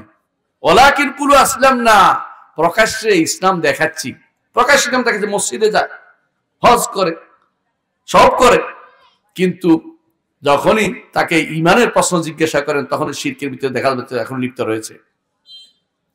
যদি জিজ্ঞাসা করেন আল্লাহ কোথায়, আপনাদের সেই কালো পাগড়িধারী ব্যক্তিও বলবে আল্লাহ সর্বত্র বিরাজমান। বুঝেন কিনা? আল্লাহ সর্বত্র বিরাজমান যে ব্যক্তি বলবে সে তো কাট্টা কাফের। আল্লাহ কোথায়? আরশের উপরে। আরশে না, আরশের উপরে। আরশের উপরে বলতে হবে। কেন? আরশে বললে আপনার উপর আরশের ভিতরে আবার জায়গা হয় কিনা? আমরা তো আরশের ভিতরে বলিনি, আরশের উপরে। ওই সালাক তথাকথিত চতুর আরবের মুশরিকদের মতো সালাকি করে, আরবের মুশরিকদের মতো সালাকি করে নিজেদের। আল্লাহর কাছে কি গোপন থাকে কোনো কিছু? আপনি যত চালাকি করেন না কেন, ওয়া মাকারু ওয়া মাকারাল্লাহ ওয়াল্লাহু খায়রুল মাকিরিন, ইন্নাহুম ইয়াকিদুনা কাইদা ওয়া আকিদু কাইদা, তারা ষড়যন্ত্র করে, আল্লাহ তাদের ষড়যন্ত্রের উত্তরে যথাযথ প্রতি ব্যবস্থাপনা করেন। কেন? কারণ তারা যা করে মানুষ কেন বুঝে না যে আমি যা করছি কিছুই না রব্বুল আলামিনের দরবারে। আমি যা বুদ্ধি শয়তান আমাকে দিচ্ছে ওটাতে কিছুই না, আমাকে ধ্বংসের পর শয়তান বুদ্ধি দিচ্ছে। রব্বুল আলামিন জগতের সবার বুদ্ধি বন্টন করে দিয়েছে, তাই না? আপনার যে বুদ্ধি দিয়া রব্বুল আলামিনের বুদ্ধির কি বিরুদ্ধে আপনি যাবেন কি করে? যে ব্যক্তি যত চালাকি করবে আল্লাহ তাআলা তাকে আটকাই দিবেন। হাসরের দিন আল্লাহ তাআলা যখন বলবেন যে, কিছু মানুষ বলবে যখন তার আমলনামা দেয়া হবে তখন বলবে যে আমি তো এই গুনাহ করিনি, আজকে আমি কোনো সাক্ষী গ্রহণ করব না, আমি নিজে ছাড়া কারো কথা আমি বিশ্বাস মানি না। আল্লাহ বলে ঠিক আছে, হাদিসে আছে, হাদিসের কথা বলতেছি, তোমার নিজের থেকে সাক্ষ্য নিচ্ছি। তোমার হাত সাক্ষ্য দিবে, তোমার পা সাক্ষ্য দিবে, তোমার শরীরের তো সব চামড়া সাক্ষ্য দিবে। ওয়াকালু লিজুলুদিহিম লিমা শাহিদতুম আলাইনা ক্বালু আনতাকানাল্লাহুল্লাযী আনতাকা কুল্লা শাইইন ওয়া হুয়া খালাকাকুম আউওয়ালা মাররাতিন ওয়া ইলাইহি তুরজাউন। সেদিন যখন কোন সে বলে আপনার যে লেখকরা লিখছে আমি দেখিনি, বুঝছেন কিনা? মানে লেখকরা বুঝছেন তো, দুই পাশে ফেরেশতারা আছে না? ফেরেশতা কয়জন? দুইজন। এইটাই ভুল, একটাও না, একটা না দুইটা না। আসল তো ওই এক ভাই বলছিল সুন্দর, দুই পাশে এক গোষ্ঠী, বুঝছেন কিনা? দুইটা না, এই ডান পাশে এক গোষ্ঠী, বিরাট গোষ্ঠী বহর, ডান পাশে বিশাল বহর, এরা সবাই লিখতেছে, সবার খাতা সেদিন পেশ করা হবে। আল্লাহ তাআলা যা ইচ্ছা তা মিটিয়ে দিয়ে ওইটা পেশ করবেন। পেশ করে ওই ব্যক্তি বলবে যে আপনার লোকে যে লেখছে আমি তো দেখিনি। বুঝছেন কিনা? আপনার লোক বুঝছেন নি? আল্লাহর লোক কারা? ফেরেশতারা লিখছে, আমি তো দেখি নাই। বলছে ঠিক আছে, তুমি তাহলে আলিয়ম আল্লাহ তুজলাম, তোমার উপর জুলুম করা হবে না। তুমি লেখো নাই, তুমি বলতে পারো না যে আমার উপর জোর করে আল্লাহ আমার, আমার তো বলার কথা আছিল, আমার কিছু কি আছিল, আমার সে আছিল, আমাকে আত্মপক্ষ সমর্থনের সুযোগ দেওয়া হয় নাই। যেন আপনারা বলেন না কোর্টে গিয়ে আল্লাহ বলছে না, তোমাকে আমি জোর করে কিছু করাবো না, তোমার শরীর বলবে তুমি কি করেছো, বেশি দূর যাওয়া লাগবে না, তোমার সারা শরীর বলে দিবে তুমি কিভাবে হারামের দিকে পা বাড়িয়েছিলে, শিরকের দিকে গিয়েছিলে, কুফরের দিকে টাকা ব্যয় করেছিলে। তোমার হাত বলে দিবে, পা বলে দিবে, তোমার শরীর চামড়া পর্যন্ত বলে দিবে। তখন তারা কি বলবে, চামড়াগুলিকে তারা বলবে লিমা শাহিদতুম আলাইনা, তোমাদের কি ক্ষতি করেছি আমরা, তোমার বিরুদ্ধে সাক্ষ্য দিচ্ছ? তোমাকে নাদুস নুদুস করার জন্যই তো আমি হারাম খেয়েছি, তোমাকে সঠিকভাবে পরিচালনা করার জন্য তো আমি এদিক সেদিক গেছি, তুমি আমার বিরুদ্ধে সাক্ষ্য দিচ্ছ কেন? আনতাকানাল্লাহুল্লাযী আনতাকা কুল্লা শাই, আল্লাহ আমাকে কথা বলতে নির্দেশ দিয়েছেন, আমি কথা আল্লাহর কথাকে ফেলতে পারবো না। তিনি সবাইকে কথা বলার অর্ডার দিয়েছেন। যে আল্লাহ মুখ দিয়ে কথা বলাতে পারেন, সে আল্লাহ চামড়া দিয়ে কথা বলতে পারেন না? হাত দিয়ে কথা বলাতে পারেন না? পা দিয়ে কথা বলে, সবকিছু কথা বলে দিবে। মানুষের রানও কথা বলবে, শরীর কথা বলবে, সবকিছু কথা বলে জানিয়ে দিবে কি অন্যায় সে করেছে, প্রচার করে দিবে। আপনি যতই লুকান না কেন, সে লুকাইতে থাকবে না। ওয়ামা কুনতুম তাস্তাতিরুনা ইয়াশহাদু আলাইকুম সামউকুম ওয়ালা আবসারুকুম ওয়ালা জুলুদুকুম ওয়ালাকিন যারানতুম আন্নাল্লাহা লা ইয়ালামু কাসীরাম মিম্মা তা'মালুন। বেশিরভাগ মানুষ মনে করে আল্লাহ দেখে, কিন্তু এই যে পুঙ্খানুপুঙ্খ ছোটখাটো জিনিস দেখতেছে, এইটা যদি কেউ মনে করতো তাহলে গুনার কাজ করতে পারতো। গুনার কাজ করার সময় কেন মনে করে না আমার রবে দেখছে? একজন সালফে সালেহিনকে জিজ্ঞেস বলা হয়েছিল, বলে আমি গুনাহ করতে চাই। বলে ঠিক আছে গুনাহ করবে, তবে আল্লাহ যেখানে দেখবে সেখানে যাইতে হবে, সেখানে গুনাহ করিও না। এখন কোথায় করবে? বলছে এমন কোনো জায়গা না যে আল্লাহ দেখেন না, আল্লাহ সব জায়গায় দেখেন। তিনি আরশের উপর থেকে সব দেখেন কিনা? দেখেন। সব শুনেন কিনা? শোনেন। সব শোনার একটা ঘটনা বলি। বলে সূরা মুজাদালা আপনার পড়ছেন, সেই মুজাদালার প্রথম আয়াতের মধ্যে আল্লাহ তাআলা কি বলছেন? قد سمع الله قول التي تجادلك في زوجها وتشتكي إلى الله والله يسمع تحاوركما إن الله سميع بصير। কি জিনিসটা দেখেন, এক মহিলার স্বামী মহিলাকে জিহার করছে। মহিলার সাথে জিহার আরবি একটা তালাকের নিয়ম ছিল। এটা বলা যে তোমার পিঠ আমার মায়ের পিঠের মতো, এরকম বলা, বুঝছেন কি? এটা বলে তালাক হইতো তখনকার সময়। এখনো তালাক হয় না, এটা কাফারা দিতে হয়, নইলে তো হালাল হয় না। তখনকার সময় হারাম হিসেবে বিবেচিত হইতো, মানে চিরস্থায়ী হারাম হয়ে যেত। এখন রাসূলের দরবারে এসে বুড়ি কাঁদতেছে, খাওলা বিনতে সালাবা সম্ভবত ওর নাম, বলতেছে হাও হাও মা করে। মেয়েরা সাধারণত যদি বেশি দুঃখ পায়, কথা বলতে না পারে, তখন চোখের পানি হাউ হাউ আসে, কথা বোঝা যায় না। আয়েশা রাদিয়াল্লাহু আনহা বলতেছেন যে এই মহিলা কি বলতেছে আমি ভালো বুঝতেছি না, আমি মহিলার সামনে, মহিলা রাসূলের কাছে কি বলতেছেন আমিও বুঝতেছি না, কিন্তু সুবহানা মান ওয়াসা সামরুল আসওয়াত, ওই আল্লাহ তাআলার প্রশংসা করছি, তাসবিহ পাঠ করছি, যার আওয়াজ তিনি যাবতীয় আওয়াজকে উপর থেকে শুনতে পান। সুবহানাল্লাহ।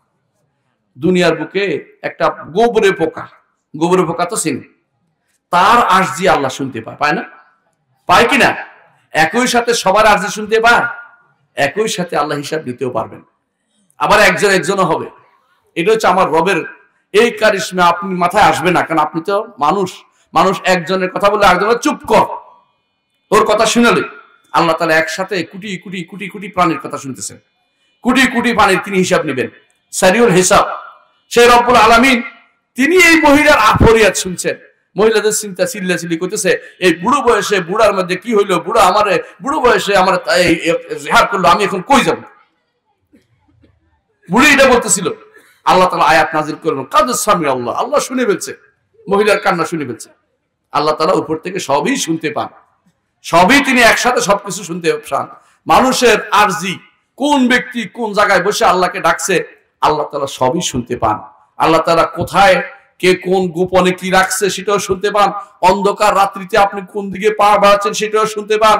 আপনি কি চিন্তা করছেন সেটাও তিনি জানেন। আপনার অন্তরে কি আসবে সেটাও তিনি জানেন। ইয়ালামুস সিররা ওয়া আখফা, অন্তরের সির গোপন কি রেখেছেন, কি সামনে আসবে সেটাও আমার রব্বুল আলামিন জানেন কিনা? তাহলে আল্লাহকে ভয় বেশি করতে হবে।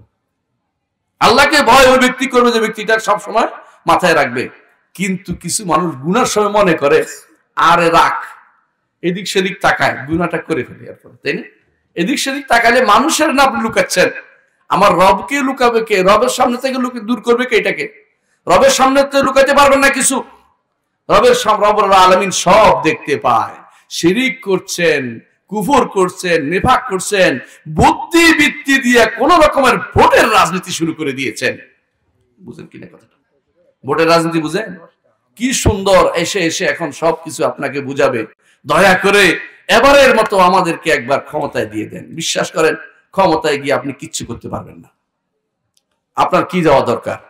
আপনার মানুষের অন্তরে আল্লাহর তাওহীদ ঢুকানো দরকার।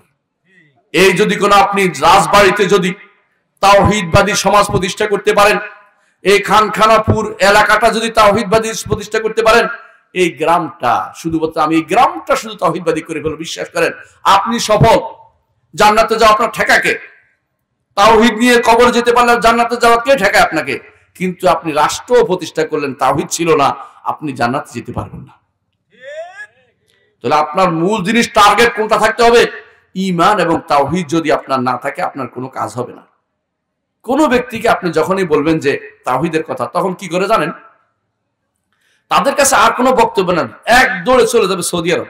সৌদি আরব এটা করে, সৌদি আরব এটা করে।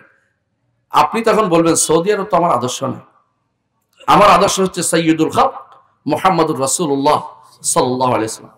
আমার আদর্শ আল্লাহর নির্দেশ মোতাবেক। তিনি বলেছেন ইব্রাহিম আলাইহিস সালামকে আমার আদর্শ হিসেবে গ্রহণ করতে আল্লাহ তাআলা বলেছেন। তিনি হানিফ ছিলেন। তিনি কি বলেছেন? ইন্নী ওয়াজ্জাহতু ওয়াজহিয়া লিল্লাযী ফাতারাস সামাওয়াতি ওয়াল আরদি হানিফা ওয়া মা আনা মিনাল মুশরিকিন। আমি আমার চেহারাকে আমার রবের দিকে ফিরাচ্ছি খাঁটিভাবে, আর এদিক সেদিক তাকাবো না। চেহারা ফিরানো বুঝেন তো? এদিক সেদিক চুরি করার সময় নাই। আমার রব যা বলবে তাই শুনবো, এই জায়গাতে মরে গেলে তাই মরবো, কিন্তু আমি এদিক সেদিক মাথা ফিরাইয়া শিরকের দিকে আমি হাত দিব না, হাত বাড়াবো না। দুনিয়া পাওয়ার জন্য ব্যস্ত হয়ে যাব না। দুনিয়ার এই ক্ষমতা দিয়ে আমি কিচ্ছু করতে পারবো না। কয়দিন থাকে ক্ষমতায় আমরা পরীক্ষা করে দেখেছি। মানুষের অন্তরে যদি কোনো ঈমান না ঢুকে, তাকে যদি কেন আপনি তাওহীদের বা তার মানুষকে তাওহীদ না বুঝাতে পারেন, তাদের উপর আপনি যখন ক্ষমতায় যাবেন তাওহীদ প্রতিষ্ঠা করতে পারবেন না। তারা বরং আপনাকে নামাই ফেলবে। যখন যদি বলেন যে তাওহীদ মানো, আপনাকে টেনে নামাই ফেলবে, শুনবে না। কিন্তু যদি মানুষের অন্তরে আপনি তাওহীদ প্রতিষ্ঠা করতে পারেন, মানুষ আপনাকে তখন বসাই দিবে, এটা ঠিক আছে। মুহাম্মদুর রাসূলুল্লাহ সাল্লাল্লাহু আলাইহি ওয়াসাল্লাম মদিনার জিন্দেগিতে যুদ্ধ করি তো মদিনা যুদ্ধ জয় করছে, তাই না? হ্যাঁ, মদিনা যুদ্ধ করে জয় করে নাই, ভোটের মাধ্যমে না জয় করছে, অনেক ক্যাম্পাস করছে না? রসুলের জন্য অনেক জায়গায় জায়গায় ক্যাম্পাস করে আসছে না যে আমার রসুলকে ভোট দিবেন, দয়া করে তাকে নেতা বানাবেন, তাকে শাসক বানাবেন? বলছে? বলতে হয় না। কেন জানেন? কারণ ঈমান প্রতিষ্ঠা করেছে। আল্লাহ বলেছেন ওয়াল্লাযীনা তাবাওয়াউদ দারা ওয়াল ঈমানা ইউহিব্বুনা মান হাজারা ইলাইহিম। ঈমানকে তারা ঘর বাড়ি বানিয়ে দিয়েছে। এই জন্য যারাই আসতো তাদেরকে পছন্দ করত। মুহাম্মদুর রাসূলুল্লাহ সাল্লাল্লাহু আলাইহি ওয়াসাল্লাম আসার পরে দুই কথা বলার মতো লোক ছিল না। সবাই রাসূল, যা রাসূলুল্লাহ, যা রাসূলুল্লাহ, আল্লাহ রাসূল এসে, আল্লাহ রাসূল এসে, এক ডাকে সবাই মেনে নিয়েছে। এমন একটা সমাজ আমাদের তৈরি করতে হবে যেখানে সবাই আল্লাহ রসুলের কথা শুনবে। এরকম সমাজ যদি তৈরি করতে পারেন, আপনি শাসক হওয়া লাগবে না, আপনি এমনি জান্নাতে যেতে পারবেন। মূল উদ্দেশ্য কি? জান্নাতে যাওয়া। জান্নাতে গেলে দুনিয়ার সমস্ত পদ পদবী আশা আকাঙ্ক্ষা সব চলে যাবে, কিচ্ছু লাগবে না আপনার। আপনি মানুষের অন্তরে এমন রাজত্ব করে আপনি ঢুকতে পারবেন যে রাজত্ব কেউ আপনাকে ঠেকাতে পারবে না। বিশ্বাস করুন, ইমাম বুখারী কোন দেশের রাজা ছিলেন জানি? কোন দেশের রাজা জানি? ইমাম মুসলিম কোন দেশের রাজা? আবু হানিফা কোন দেশের রাজা ছিলেন? কিন্তু আবু হানিফা, মালিক, শাফিঈ, আহমদ, বুখারী, মুসলিম, আবু দাউদ, তিরমিজি, নাসাই অন্তর থেকে মুছে ফেলতে পারবেন? আলাদা করতে পারবেন? অন্তরের ভিতরে বিশাল জায়গা দখল করে বসে আছে, ভালোবাসার জায়গাটুকু দখল করে রয়েছে ইমাম বুখারী রাহমাতুল্লাহ আলাইহি। বুঝছেন কিনা? কিন্তু রাজা ছিলেন না। রাজত্ব দিয়ে, ক্ষমতা দিয়ে ইসলাম কোনোদিন জোর করে প্রতিষ্ঠিত হয়নি। ইসলাম ঈমান দিয়ে ইসলাম প্রতিষ্ঠিত হয়েছে। মুহাম্মদুর রাসূলুল্লাহ সাল্লাল্লাহু আলাইহি ওয়াসাল্লাম যেই পদ্ধতিতে তার উম্মতকে চলতে বলেছেন, সেই পদ্ধতি ছাড়া কোনোদিন দ্বিতীয় কোনো পদ্ধতিতে মানুষ কোনোদিন হেদায়েতের পথে চলতে পারবে না। ইমাম মালিক রাহমাতুল্লাহ আলাইহি বলেছিলেন, ইমাম মালিক রহমতুল্লাহ আলাইহি বলেছিলেন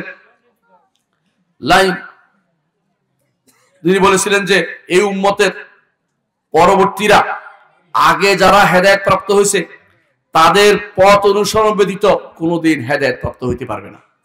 বুঝছেন কিনা কথাটা? আগে যারা হেদায়েত প্রাপ্ত হয়েছে ওই পদ্ধতি অনুসরণ ব্যতীত নতুন কোন পদ্ধতিতে কোনোদিন হেদায়েত প্রাপ্ত হইতে পারবে না, জান্নাতে যাওয়ার পথ দেখতে পারবে না। আপনার কাছে মনে হইতে পারে যে আমরা ক্ষমতা লাগবেই, আমিও মনে করি ক্ষমতা লাগবে, ক্ষমতা লাগে, কোনো সন্দেহ নেই। আল্লাহ তাআলা তিনটে জিনিসের কথা বলেছেন, কোরআনের কথা বলেছেন, মিজানের কথা বলেছেন এবং হাদিদের কথা বলেছেন। তিনটা জিনিস দরকার, কোনো সন্দেহ নেই। প্রথম বলছেন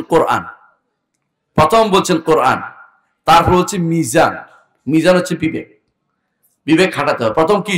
কোরআন অর্থাৎ ওয়াহি। তারপর হচ্ছে আপনার বিবেক দিয়ে কাজ করতে হবে। 3 নম্বর হচ্ছে ক্ষমতা। বুঝছেন কথাটা? যেই জাতিকে আপনি কোরআনের জিহাদ শিখাতে পারেন নাই, কোরআনের জিহাদের কথা আল্লাহ এই কোরআন দিয়ে জিহাদ করতে এটা নাজিল করেছেন মক্কা জিন্দেগিতে, ওয়াজাহিদহুম বিহি জিহাদান কাবীরা, কোরআন দিয়ে তাদের নিয়ে আপনি জিহাদ করুন। কে বলছেন? আল্লাহ তাআলা তার নবীকে বলেছেন। এর অর্থ বুঝছেন তো? কোরআন বিহি অর্থ কোরআন দিয়ে, কোরআনের বাণী নিয়ে আপনি জিহাদের কাজ করুন, কোরআনের হাদিস, কোরআন হাদিসের বাণী নিয়ে আপনি জিহাদের কাজ করুন। এই কাজটা দরকার। এই কাজটার মধ্যে হঠাৎ করে একজন উড়ে আসে বসবে, কি বলবে? চলেন আমরা দিন কায়েম করি। বলে হ্যাঁ, আমি দিন কায়েম মধ্যে আছি। দিন কায়েম ওটার নাম যেখানে আল্লাহর বাণীকে ঘরে ঘরে পৌঁছে দেওয়া হবে। যেই কাজটি করেছেন কে? মুসাইব ইবনে উমাইর রাদিয়াল্লাহু আনহু। রাসূলুল্লাহ সাল্লাল্লাহু আলাইহি ওয়াসাল্লাম পক্ষ থেকে মক্কায় পাঠানো হয়েছে, মদিনায় পাঠানো হয়েছে মুসাইব ইবনে উমাইর রাদিয়াল্লাহু আনহু এবং আব্দুল্লাহ ইবনে মাকতুম এবং আরেকজনকে। এরা 3 জন মদিনায় এসে ঘরে ঘরে ঘরে ঘরে গেছে, এমন কাজ করেছে যখন রাসূলুল্লাহ সাল্লাল্লাহু আলাইহি ওয়াসাল্লাম আসছে মদিনা সমাজ পুরোটাই দ্বীনের উপর আছে, একজনও বাইরে নাই। যারা ভুল করছে ওরা মুনাফিক, মুনাফিক অর্থাৎ প্রকাশ্যে ইসলাম বিরোধী কেউ আর ছিল না। এরকম একটা সমাজ তৈরি করতে পারলে আপনি জীবনে সফল, জীবনে সফল। তৈরি করতে না পারলেও চেষ্টা করলেও আপনি সফল। তৈরি করে দিতে হবে জরুরি না, ক্ষমতায় যাওয়ার কারণে সফলতা আপনি পাবেন না। আমি তাই বলে আপনাকে বলছি না ক্ষমতা যেতে হবে না, ক্ষমতা যান, কিন্তু কিভাবে যাবেন পদ্ধতিটা আপনার ভুল আছে। গণতন্ত্র দিয়ে যেতে পারবেন না, আপনি সমাজতন্ত্র দিয়ে যেতে পারবেন না, আপনি সেকুলারিজম দিয়ে ক্ষমতা যেতে পারবেন না, জাতীয়তাবাদ দিয়ে ক্ষমতা যেতে পারবেন না। এগুলো হচ্ছে জাহিলি মতবাদ ছাড়া কিছুই না। জাহিলি মতবাদ যতক্ষণ পর্যন্ত অন্তর থেকে দূরে সরিয়ে না দিবে ততক্ষণ পর্যন্ত আপনার আমার এই ভুলের মধ্যে থেকে আপনি সারাদিন ভুলের মধ্যে হাতড়ে বেড়াবেন। প্রিয় ভাইরা, সুর সম্রাট আপনাদের আছে, সুর সম্রাট আছে না? সুর সম্রাট, সুর সম্রাট আছে। এবং কেউ কেউ আছে তুতিয়ে জবান, মানে তোতার মতো শব্দ করে। কেউ আছে গানের বাদ্যে ভর্তি, এক একজনের এক এক লকব, দুনিয়ার লকব ভর্তি। সাহাবায়ে কেরামের কি কি লকব ছিল ভাই? এরা কি সাহাবীদের চেয়ে বেশি উন্নত হয়ে গেছে? এই যে এত লকব কোত্থেকে আসে? দেখবেন যে পুরা লাইন ভরে অমুক অমুক অমুক অমুক, শেষে আর কিছু না ভাই আল্লাহ লেখে বলছে। বিশ্বাস করুন, আল্লামা যাদেরকে বলছেন এটা আইন দিয়ে আল্লামা না, হামজা দিয়ে আল্লামা। মানে আইন দিয়ে আল্লামা অর্থ হচ্ছে আলেম, বড় আলেম, আর হামজা দিয়ে আল্লামা অর্থ কষ্ট দানকারী, অর্থাৎ কষ্ট দেয়। এরা দিন দুনিয়া কিছুই বুঝে নেই। এরা দিন দুনিয়া বুঝে না বলেই তারা কোরআনে কারীমে বলতেছে আমি তো পাই নাই। কি পাই নাই? নামাজ পড়লে জান্নাতে যাবে, আমি তো পাই নাই। আস্তাগফিরুল্লাহ, জান্নাত পড়লে জান্নাতে যাবে আল্লাহ বলেছে। ক্বালু মা সালাকাকুম ফি সাকার ক্বালু লাম নাকু মিনাল মুসাল্লিন ওয়া লাম নাকু নুত'ইমুল মিসকিন ওয়া কুননা নাখুদু মা'আল খায়িদিন ওয়া কুননা নুকাযযিবু বিয়াউমিদ্দিন হাত্তা আতানাল ইয়াকিন ফামা তানফা'হুম শাফাআতুশ শাফিঈন। আমি কোরআন আয়াত পড়িনি? আল্লাহ কি বলছে? জাহান্নামে কেন গেছো?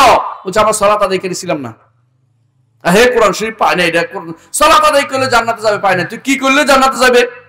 সালাত আদায়কারী যদি কোনো কেউ না হয় তাহলে সেই ব্যক্তি ঈমানদার নয়, এটা মনে রাখতেই হবে। ঈমানের অন্তরের পরিচয় কি আমি দেখতে পাই? মুখের কথা তো মুনাফিক আইলে বলতো, যে ব্যক্তি নিয়মিত সালাত আদায় করে ফজরের সালাতে হাজির হয় এশার সালাতে হাজির হয়, আসরের সালাতে হাজির হয়, 5 ওয়াক্ত সালাতে যে ব্যক্তি অনবরত হাজির হয় সেই ব্যক্তি হচ্ছে ঈমানদার প্রমাণ পাওয়া গেছে। বাহ্যিক আমলের একটি প্রমাণ হচ্ছে সালাত। যতক্ষণ পর্যন্ত সালাতের মধ্যে পাওয়া না যাবে ততক্ষণ তাকে ঈমানদার বলা হতো না। সাহাবায়ে কেরাম রাদিয়াল্লাহু আজমাইন কেউ যদি দেখতো যে সালাতে আসে নাই, জামাতে আসে না, হাজির হয় নাই, তখন বলতো যে তার ঈমানের সমস্যা আছে, ঈমানের সমস্যা আছে। আর আপনার রাজবাড়িতে মানুষ তো নামাজ কর্ম বাদ দিয়ে দিচ্ছে, আমি অনেক দেখছি। রাজবাড়ির মানুষ সব হুজুরে মেদিনীপুর যা বলে তাই হচ্ছে তাদের জন্য গ্রহণযোগ্য। এইটা কিন্তু কোনোদিনেই ঈমানদারের কাজ হতে পারে না। সালাত আদায় করতে হবে 5 ওয়াক্ত এবং টাইম মতো, এবং আল্লাহ রাসূল সাল্লাল্লাহু আলাইহি ওয়াসাল্লামের প্রদর্শিত পথে যেভাবে দেখাচ্ছে সেভাবে। সাল্লু কামা রাআইতুমুনি উসাল্লি, সালাত পড়লেই হবে না। এক সাহাবী খাল্লাদ ইবনে রাফি রাদিয়াল্লাহু আনহু, তিনি এসে সালাত আদায় করছেন, রাসূল বলছেন কি, সাল্লি ফাইন্নাকা লাম তুসাল্লি, পড়ো, তুমি সালাত আদায় করো নাই, তুমি সালাত পড়ো, সালাত হয় নাই। অথচ উনি কি পড়ছে, সালাতে তো পড়ছে, তো সালাত হয় নাই, তুমি পড়োই নাই বলতেছে। এর অর্থ হচ্ছে রাসূলের প্রদর্শিত পদ্ধতি ব্যতীত অন্য যে কোনো পদ্ধতিতে আপনি সালাত আদায় করেন, আপনার সালাত আল্লাহর দরবারে যাবে না। আপনাকে শিখতে হবে রাসূল কোন পদ্ধতিতে সালাত আদায় করছেন। তাহলে আপনাকে অনুসরণ করতে হবে রাসূলুল্লাহ সাল্লাল্লাহু আলাইহি ওয়াসাল্লামের, ঈমানে অনুসরণ করতে হবে এবং সালাতেও সাহাবায়ে কেরাম অনুসরণ করতে হবে, যেভাবে তার ঈমান আছে সেভাবে ঈমান আনতে হবে। আপনার ঈমান যদি হয় গানের তুলিতে চলে, আপনার ঈমান যদি হয় জনগণের বলিতে চলে, জনগণ যেদিকে আমি সেদিকে, জনগণ এটা চাচ্ছে আমি ওটার পথে চলি, তাহলে আপনি ঈমানদার হইতে পারেন না। আপনি এখনো কি আছেন, হ্যাঁ, আপনি এখনো যেদিকে বেশি সেদিকে ছাতা ধরেন। আল্লাহ তাআলা কি বলেছেন, ওয়ামা আকসারুন নাসি ওয়ালাউ হারাসতা বিমুমিনিন, বেশিরভাগ মানুষ কিন্তু ঈমান আনবে না, বেশিরভাগ মানুষ ঈমান আনবে না। বর্তমানে বিশ্বে বেশিরভাগ মানুষ ঈমানদার না, কোনোদিনই বেশি ঈমানদার ছিল না বেশিরভাগ মানুষ। রাসূলুল্লাহ সাল্লাল্লাহু আলাইহি ওয়াসাল্লামের যুগে পুরা আরব পুরোটাই ছিল কাফের, শুধু 313 জন, 313 জন, বেশি না। আপনাদের এখানে 313 জন আছেন, আরো বেশি আছে। এর অর্থ হলো এত কষ্ট করে এত বড় দাড়ি মুহাম্মদ রাসূলুল্লাহ সাল্লাল্লাহু আলাইহি ওয়াসাল্লাম, তারপরেও বেশি মানুষকে আনতে পারেন নাই। তাই বলে হতাশ হওয়ার কোনো কারণ নাই, হতাশ হওয়ার কোনো কারণ নাই। আমি একজন হলে একজন টিকে থাকবো দিনের উপরে, পারবেন কিনা? কে কে থাকবেন হাত তোলা দেন। একজন হলে একজন, বেশি মানুষ দেখবো না, বলেন হাত নামাই ফেলেন।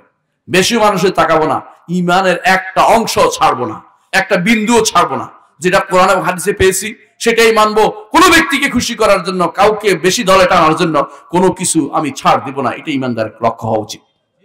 ঈমানদার সারাদিন চিন্তা করবে যে কিভাবে আমার ভাইকে হেদায়েতের পথে আনতে পারি। তবে হ্যাঁ, হেদায়েতের পথে আনলে হয়তো ওনার সাথে সিনেমা দেখতে হবে, এটা কিন্তু করা যাবে না। বুঝছেন কথাটা? হেদায়েতের পথে আনতে হলে ওনার সাথে উনি সিগারেট খায়, আমি একটু সিগারেট খাই, এটা চলবে না। ওই সমস্ত হ্যাকমত দিয়ে ইসলাম চলে না। দুর্ভাগ্যবশত হ্যাকমতের নামে ইসলামকে ধ্বংস করা হচ্ছে, হ্যাকমতের নামে সবকিছু বরবাদ করে দেওয়া হচ্ছে। হ্যাকমত হ্যাকমত হ্যাকমত বলতে বলতে ইসলামের মূল কথা কেউ বলে না। শিরিক কোথায় হয় সেটা বলে না। শিরিক যদি হয় তাহলে এটা হয় জুলমুন আযীম। আমি আমার কথায় ফিরে আসছি, যে আয়াতটা তেলাওয়াত করেছেন, এটা ব্যাখ্যা করে শেষ করব। আল্লাহ তাআলা একজনের একটা ওসিয়তকে স্মরণীয় করে রেখে দিয়েছেন। তিনি হচ্ছেন লোকমান। লোকমান তার সন্তানকে ওসিয়ত করছে। একটু চিন্তা করেন, আপনার তো সন্তান আছে, আপনিও কারো সন্তান। আপনার বাবা যদি আপনাকে ওসিয়ত না করে থাকে তাহলে তিনি একটা অন্যায় করেছেন, তিনি একটা অন্যায় করেছেন। দয়া করে আপনি, হে মা হে বাবা, আপনি এই ভুলটু করবেন না, আপনি ওসিয়ত করে যাবেন। মুহাম্মদ রাসূলুল্লাহ সাল্লাল্লাহু আলাইহি ওয়াসাল্লাম ওসিয়ত করে গেছেন। তিনি তার চাচার ছেলে ইবনে আব্বাসকে পিছনে বসিয়ে, চাচার ছেলে কি ভাই না, চাচাতো ভাই, ইবনে আব্বাসকে পিছনে বসিয়ে বলেছেন, ইয়া গোলাম ইন্নী উআল্লিমুকা কালিমাত, গোলাম তোমাকে কিছু কালিমা শিক্ষা দেব।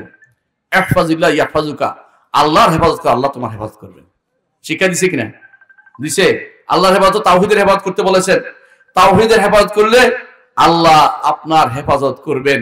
মরে গেলেও আপনার মরণ না, এটা কি জায়গা মতো জান্নাতে চলে যাও। আল্লাহু আকবার। তাওহীদের যদি টিকে থাকতে পারেন, দুনিয়ার কোনো কিছুকে পরোয়া করবেন না। পরোয়া করেই নবীরা, একজন দাঁড়িয়েছে সবার বিরুদ্ধে, নবীরা কি ৩-৪ জন আসতো একসাথে? একজন দাঁড়াতো, বলছি ইয়া কওমি ইবুদুল্লাহ মা লাকুম মিন ইলাহিন গায়রু, হে আমার কওম একমাত্র আল্লাহর ইবাদত করো, আর কোনো আল্লাহ নাই। বাহ, দুনিয়া ভর্তি আল্লাহর বিরুদ্ধে কথা বলছে একজনে, পারবেন না আপনারা বলতে?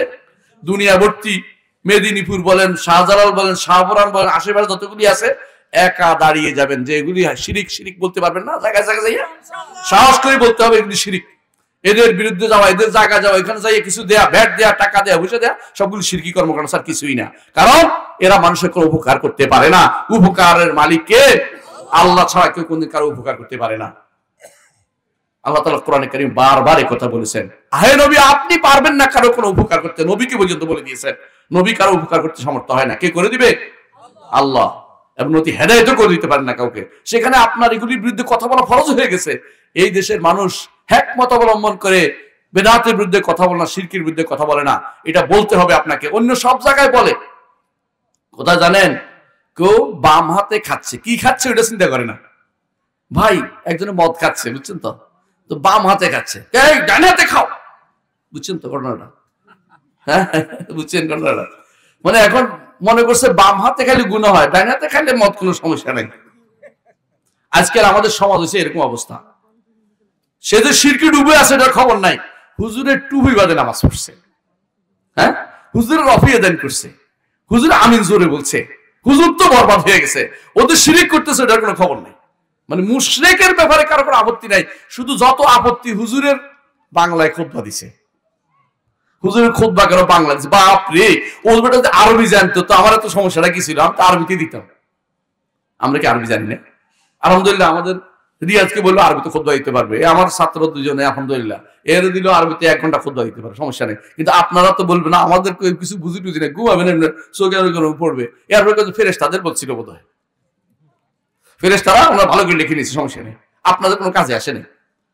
আরবি বাংলায় খুতবা দেয় না, বাংলা প্রথমে আরবিতে খুতবা দেয়, শেষে বাংলায় বুঝিয়ে দেয়, এটা নিয়ম।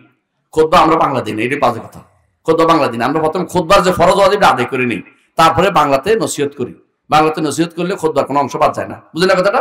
কোন দুনিয়ার কেউ বলে নাই, হানাফি মাযহাব মতে এটা সবচেয়ে উত্তম কাজ। এটা এরা এখন কি করে, খুতবা বাংলায় দিলে ওদের কাছে কষ্ট লাগে, কেন জানেন? বাংলার অংশ দিলে, কারণ এখানে ইমানের কথা থাকে, তাওহীদের কথা থাকে, আকীদার কথা থাকে, এটা ওদের গায়ের মধ্যে আগুন ধরে যায়। ওরা এর আগে বসে বসে বয়ান দেয়, বয়ানের মধ্যে কি করে, হ্যাঁ টান একটা দিবে, এত লম্বা টান যে, হ্যাঁ দেখলাম যে মাঝে মধ্যে আমি যেখানে আশেপাশে এমন জোরে টান দেয় যে আমাদের মাঝে মধ্যে কেরাত ভুলে যাওয়ার অবস্থা হয়, মানে এত লম্বা অবস্থা। মানে এমন জোরে ওই মিলাদের টান শুরু করে দিছে, মিলাদ ছাড়া কোনো কিচ্ছু চলে না। প্রিয় ভাইরা, এটা যে কত বড় বেদাত কেমনে বলি, আরেকদিন বলবো ইনশাআল্লাহ। এখন মোট কথা এটাই বলি, আল্লাহ তাআলা একজনের এই ওসিয়তটাকে কোরআনে কারিমে আমাদের জন্য পছন্দ করে রেখে দিয়েছেন। আল্লাহ তাআলা ইচ্ছা করলে সরাসরি বলতেন, কিন্তু না বলে ওনার ওসিয়তটা কেন রাখছেন, যাতে করে প্রত্যেকটি বাবা, প্রত্যেকটি মা তার সন্তানকে ধরে ওসিয়তটা করে, কি বলে, লা তুশরিক বিল্লাহ, প্রিয় বৎস যাই করো শিরিক করো না, শিরিক করতে পারবা না। শিরিক কিসে হয় এটা তো শিখতে হবে। অনেকে বলে আমি তো শিরিক করি না, একটু বললে বুঝবেন যে শিরিক কাকে বলে, কত প্রকার কি কি।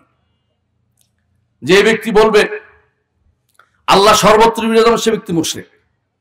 এই দেশের এখনো 90% মতো মানুষ এই কথাই বলে। আপনি ঠিক কথাই বলেছেন, আলেম ওলামাও এই কথাই বলে, তথাকথিত আলেমরা এটা বলে। ওদের পিছনে নামাজ হবে? নামাজ হবে না, মুশরিকরা জানিস। কারণ এলেমের ভান্ডার আছে এই দেশে, ইচ্ছা করলে পড়তে পারে, কিতাব আছে। এদের যারা এরকম ইচ্ছাকৃত বলবে এদের নামাজ হবে না, ইচ্ছাকৃত বলে জেনে শুনে বলে নামাজ হবে না। আর যারা জানে না, এদের কথা আল্লাহ তাআলা জানেন, তাদের হিসাব দিবেন তিনি, আমি বলবো না। কারণ জানার সুযোগ থাকতে হবে। যে দেশের সুযোগ নাই সে দেশে ও ছাড় পাবে, যেখানে সুযোগ আছে জানার, আল্লাহ যেখানে বলছেন, আল্লাহ যেখানে তিনি তাকে আরশের উপর বলেছেন। এবং আহলুস সুন্নাত ওয়াল জামাতের আকীদা, সালাফি আকীদা, আহলুল হাদিসদের আকীদা এবং ইসলামের আকীদা, মূল আকীদা এটা কোনো একজন দুইজনের না। যুগে যুগে একটা কথা বলা হয়েছে, কি স্রষ্টা এবং সৃষ্টি আলাদা। যে ব্যক্তি বলবে স্রষ্টা আল্লাহ তাআলা কোথায় নাজিল, কোথায় অবতরণ করছে, হ্যাঁ হুসাইন ইবনে মনসুর হাল্লাজের ভিতরে অবতরণ করছে বলবে, সে ব্যক্তি কাফের, সে ব্যক্তি মুশরিক। বুঝে আসছে কথাটা? আর যে ব্যক্তি বলবে ফানা ফিল্লাহ হওয়া যায়, বাকা বিল্লাহ হওয়া যায়, সে ব্যক্তি কাফের। ফানা ফিল্লাহ বুঝেন? হিন্দুদের মুখ্য লাভ। হিন্দুদের মুখ্য লাভ হচ্ছে এই মুসলিম নামধারী ব্যক্তিদের ফানা ফিল্লাহ, হ্যাঁ। আর বৌদ্ধদের নির্বাণ লাভ, এটা মুসলিমদের এই ফানা ফিল্লাহ। এরপরে বলে যে বাকাবিল্লা, বাকাবিল্লা বুঝেন, মরেও তিনি মরেন নাই। ওহাবিরা বলে নবী মরিয়া গেছে, মরে নাই, মরে নাই, নবী রওজাতে শুইছে। মানে ওদের কথা হলো মরে নাই। হ্যাঁ, আমরা বলছি রসুল মারা গেছেন বলি না, রসুল মরছেন কিনা? না মরলে জীবিত মানুষ কবরে দিছে? হ্যাঁ, কবরে তার একটা জীবন আছে, যে জীবন দুনিয়ার জীবনের মতো না, কিন্তু তিনি মরার পরেই তাকে কবরে দেওয়া হয়েছে। অবশ্যই তিনি মরেছেন। আল্লাহ বলছে ইন্নাকা মাইয়িতুন ওয়া ইন্নাহুম মাইয়িতুন, আপনি মরবেন, আপনি মৃত, তারাও, আপনি মরবেন, তারাও মরবে, সব মানুষ। ওমা জাআলনা লিবাশারিন মিন ক্বাবলিকাল খুলদা আফা ইন মিত্তা ফাহুমুল খালিদুন, কোন মানুষের জন্য আমি চিরস্থায়ী জীবন রাখি নাই। মুহাম্মদ রাসূলুল্লাহ সাল্লাল্লাহু আলাইহি ওয়াসাল্লাম মানুষ ছিলেন না?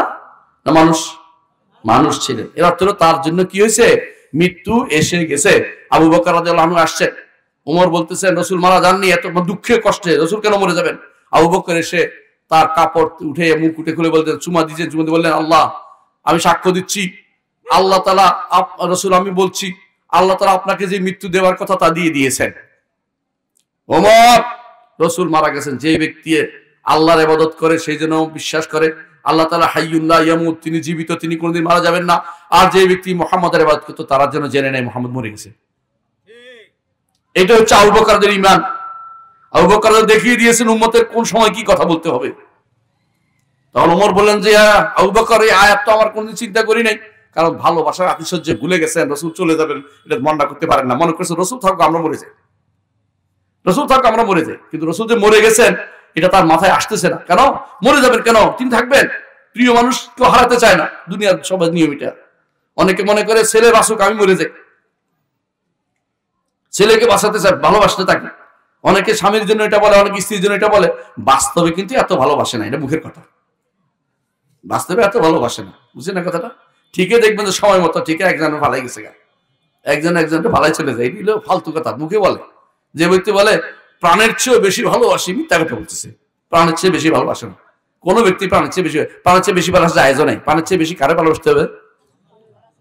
মুহাম্মদ রাসূলুল্লাহ সাল্লাল্লাহু আলাইহি ওয়াসাল্লামকেও বলেছেন, রসুল নিজে বলেছেন, ওই ব্যক্তি ইমানদার হবে না যতক্ষণ পর্যন্ত আমাকে, হ্যাঁ, নিজের থেকে, নিজের জানের থেকে, নিজের সন্তান থেকে, পিতা মাতা থেকে, দুনিয়ার সমস্ত মানুষকে বেশি না ভালোবাসছে, রসুলের চেয়ে বেশি ভালোবাসছে। রসুল আদর্শ নিতে হবে কিনা?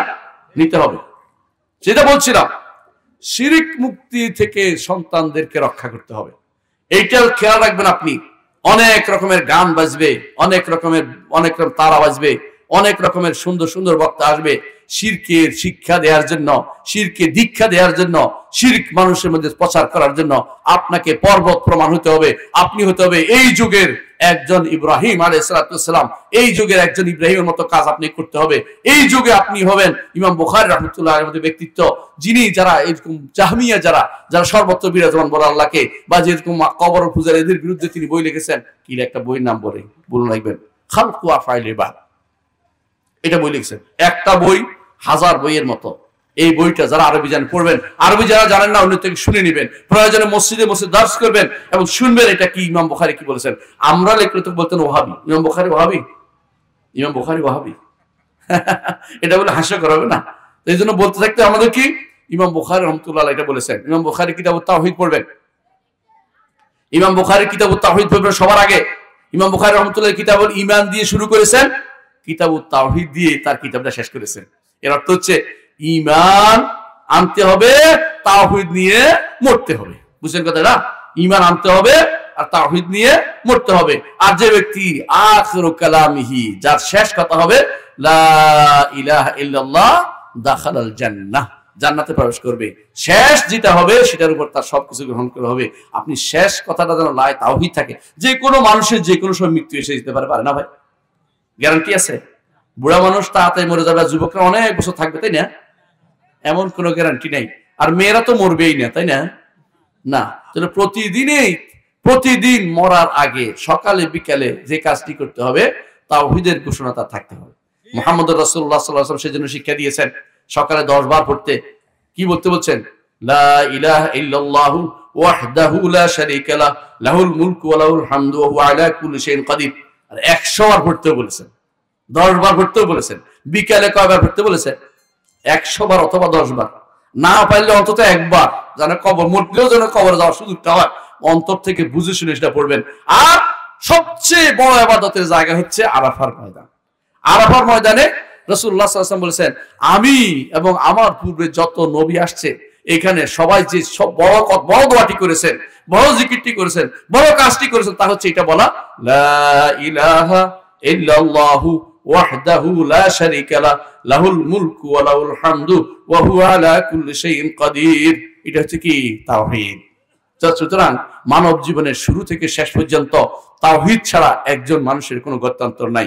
দয়া করে তাওহীদ থেকে আপনাকে বিচ্ছুত করবে, খারাপ কথা বলবে, গলা কাটা তাওহীদ বলবে, অমুক কথা বলবে, তমুক কথা বলবে, এগুলি কোনো কাম দিবেন না। বলেন তাওহীদের উপর থাকবো আমি, তুমি যা ইচ্ছা তা কর। সন্তানদেরকে নিজে তাওহীদের উপর কঠোরভাবে তাদেরকে তৈরি করবেন, তাদেরকে ছোট কাল থেকে শিক্ষা দিবেন যে তাওহীদের কালেমা কি, তাওহীদের শর্ত কি, তাওহীদের কালেমা, তাওহীদের শর্ত কি, কালেমা তাওহীদের রুকন কি, এবং তাকে জানিয়ে দেবেন শিরিক কেমনে হয়, কুফর কেমনে হয়, কেউ কোন কথা বললে কাফের হয়ে যায়। কেউ যদি বলেন, কেউ যদি কোনো আলেম নিয়ে ঠাট্টা করে, তাও তো কাফের হয়ে যায়। জানেন এটা? কোন ব্যক্তি ঈমান নিয়ে ঠাট্টা করছে, সে কাফের হয়ে যায়। রাসূলুল্লাহ সাল্লাল্লাহু আলাইহি ওয়াসাল্লামের যুগে মুনাফিকরা বলছিল, আমাদের হুজুর এগুলি কোররা ছিল, কারি সাহেবরা, বুঝছেন না, এরা শুধু পেট আর আরেকটা শব্দ বলছে, এটা নিয়ে আর কোনো কাম নাই। বুঝেন কিনা? এই কথা বলার কারণে আল্লাহ তাআলা আয়াত নাযিল করছেন কোরআনে কারীমে। কি বলছেন? লা তা'তাযিরু ক্বাদ কাফারতুম বাদা ঈমানিকুম। ওযর পেশ করার চেষ্টা করো না, কাফের হয়ে গেছো ঈমান আনার পরে। ওয়ালা ইন সাআলতাহুম লা ইয়াকুলুন্না ইন্নামা কুন্না নাখুদু ওয়া নালআব। যদি তাদেরকে জিজ্ঞাসা করেন তাহলে তারা বলবে, আমরা তো শুধুমাত্র একটু খোশ গল্প করতেছিলাম। খোশ গল্প তো শেষ নাই। একজন 10 জন বসলে এখানে কুফরির আলোচনা বেশি হয়, দুনিয়ার সব আজে বাজে কথা হয়, বদনামি করে শেষ করে ফেলাম। বুঝছেন কিনা? ইন্নামা কুন্না নাখুদু ওয়া নালআব কুল আবিল্লাহি ওয়া আয়াতি ওয়া রাসূলিহি কুনতুম তাস্তাহজিউন। আল্লাহর কোন বিষয় নিয়ে, রাসূলের বিষয় নিয়ে এবং আল্লাহর আয়াত নিয়ে, নিদর্শন নিয়ে তোমরা কি ঠাট্টা করেছো? লা তা'তাদিরু, কোন ওজরের চেষ্টা করার দরকার নাই। ক্বাদ কাফারতুম বাদা ঈমানিকুম, ঈমানের পরে কাফের হয়ে গেছো তোমরা। আমার কথা না, আল্লাহর কথা। আল্লাহর কথা। ঈমান যায় কিনা? যায়। আমাদের দেশের আলেমদের, হুজুর মানুষদের ঈমান যায় না। ঈমান একদম স্টিল বডি, বুঝলেন কিনা? একদম স্টেনলেস স্টিল। আমরা যখন ঢাকা বিশ্ববিদ্যালয়ে পড়তাম তখন কিছু বর্ডার ছিল আমাদের। বর্ডার বুঝেননি? মানে ছাত্ররা থাকতো যে, তো এরা কি করতো, কোনোদিনও যাইতো না। পাশ করার পরেও রয়েছে, চাকরি করে তবুও রয়েছে হলের ভিতরে। তো আমরা কইতাম এটা স্টিল বর্ডার, এটা কোনদিন যাবে না। স্টিল যতই ফিরে এটা চলবে, যাবে না, যতই খারাপ কথা বলে যায় না, সিট দখল রাখছে। বুঝলেন না কথাটা? আপনাদের অবস্থা হচ্ছে সেই রকম। এত কুফরি করে তারপরে ঈমান কিন্তু যায় না, মগর ঈমান যায় না। যতই আপনি বলেন না, ঈমান তাদের যায় না। তারা কুফরি কালাম সারাদিন করতেছে, ভক্ত কিছু হইলে মানত করতেছে। মানত করে না, মাজারে মানত না করলে নি মাজারে এত টাকা উঠে। যে কেউ মান্নত করবে, মনে রাখবেন, মান্নত করা মাত্রই, কুফরি মান্নত করা মাত্রই, কবরে মান্নত করা মাত্রই ঈমান শেষ। ঈমান শেষ। কারণ মানত করা কি, মানত পূরণ করা কি ইবাদত না? ইবাদত কি না? ইবাদত কার জন্য করতে হবে? আল্লাহর জন্য। আপনি কার জন্য করছেন? পীরের জন্য, কবরের জন্য, মাজারের জন্য। সুতরাং এটা করা যাবে না। তবে আল্লাহ যেটা খুশি হয় সেখানে করা জায়েজ আছে, কিন্তু এটা উত্তম কাজ নয়। মানত কিন্তু উত্তম কাজ নয়। শরীয়তে মানতকে কখনো উৎসাহ দেওয়া হয়নি। আপনি যদি মনে করেন যে মুসল্লিদের খাওয়াবো, খাওয়াইতে পারেন, জায়েজ আছে এটা, কিন্তু এটা উত্তম কাজ নয়। এটা খাওয়াইতে পারেন, কিন্তু যদি বলেন আমার ছেলে ভালো হইলে, আমার রোগ ভালো হইলে মুসল্লিদের খাওয়াবো, খাওয়াইতে হবে যদি বলছেন যেহেতু, কিন্তু এটা উত্তম কাজ না। নিয়ম ছিল মুসল্লিদের খাওয়াইয়া আল্লাহকে, আল্লাহ আমি একটা ভালো কাজ করেছি, গরিবদের খাইয়েছি, এর ওসিলা আমার সন্তানটা ভালো করে দাও, এটা হলো কাজ। কিন্তু যেটা করে এটা হলো কি, সঠিক কাজ করে না। আমরা কি করে, রাসূল বলেছেন এটা হচ্ছে কৃপণের কাজ। কৃপণ বলে আমারে দিলে আমিও দিব। আল্লাহ তুমি আমার ছেলেরে ভালো করে দিলে আমিও তোমারে দিব। মনে হয় যেন হে বেটার কত মালিক, আল্লাহ তোরে বেটার সম্পদ দিছে, আল্লাহ তোরে সম্পদ দিছে, এখন তুই ঠেক ধরতেছিস, আল্লাহ তুমি যদি আমারে দাও আমিও তোমারে দিব। মানে মনে হয় আল্লাহ কত দরকার তোমার এটা পাওয়া, তোমারে মানত পাওয়ার খুব দরকার। হ্যাঁ, এটা হচ্ছে কৃপণের কাজ। রাসূলুল্লাহ সাল্লাল্লাহু আলাইহি ওয়াসাল্লাম নিজে বলেছেন এটা কৃপণের কাজ। সুতরাং এই কাজটি করা যাবে না। কিন্তু এরা কি করে, হালাল মান্নত নয়, হারাম মান্নত, শিরিক মান্নত করে। হালাল মান্নত একটা জিনিস আছে, অন্তত করলে তাও বলে যে করে ফেলছে, যাক পূরণ করো। কিন্তু যেই ব্যক্তি কবরে মুরগাটা দিবে কইছে, হ্যাঁ, যে ব্যক্তি মাজারে মুরগাটা দিবে কইছে, দরগাতে মুরগাটা দিবে কইছে, অথবা হাঁসটা দিব, হ্যাঁ, সেই ব্যক্তি সঙ্গে সঙ্গে মুশরিক হয়ে গেছে। কারণ তার উদ্দেশ্য হচ্ছে কবরওয়ালাকে খুশি করা, পীরকে খুশি করা, অমুককে খুশি করা, আল্লাহকে খুশি করা, পীরের খুশি করা। এখন যদি বলে উনি খুশি হলে আল্লাহ খুশি হবে, তো এইটা হচ্ছে মুশরিকদের কথা। এটা কার কথা? মুশরিকদের কথা। প্রিয় ভাইরা, আসুন সংখ্যার দিকে না তাকিয়ে হেদায়েতের পথে কারা আছে তাদেরকে বেছে নিন। দূর দূরান্তে মানুষ থাকতে পারে, একে অপরকে ভালোবাসতে চেষ্টা করি। আপনার ভাই বন্ধুরা দূরে থাকুক, যেখানে থাকুক, তারা যদি হেদায়েতের পথে থাকে তাকে ভালোবাসুন। একজন মানুষ অনেক দূরে থাকতে পারে, কিন্তু আপনার বন্ধু সে। রাসূলুল্লাহ সাল্লাল্লাহু আলাইহি ওয়াসাল্লাম বলেছেন, আন-নুজ্জারু মিনাল কাবায়ের, দূর দূর এক একটা গ্রাম থেকে এক একটা মানুষ এসে আসবে, একসাথে সবাই কিন্তু সহিহ আকীদা থাকবে না, একসাথে সবাই কিন্তু মানহাজের উপর থাকবে না, কারণ মানুষকে ধরা কঠিন। একই পরিবারের মধ্যে ভিন্ন মত থাকতে পারে।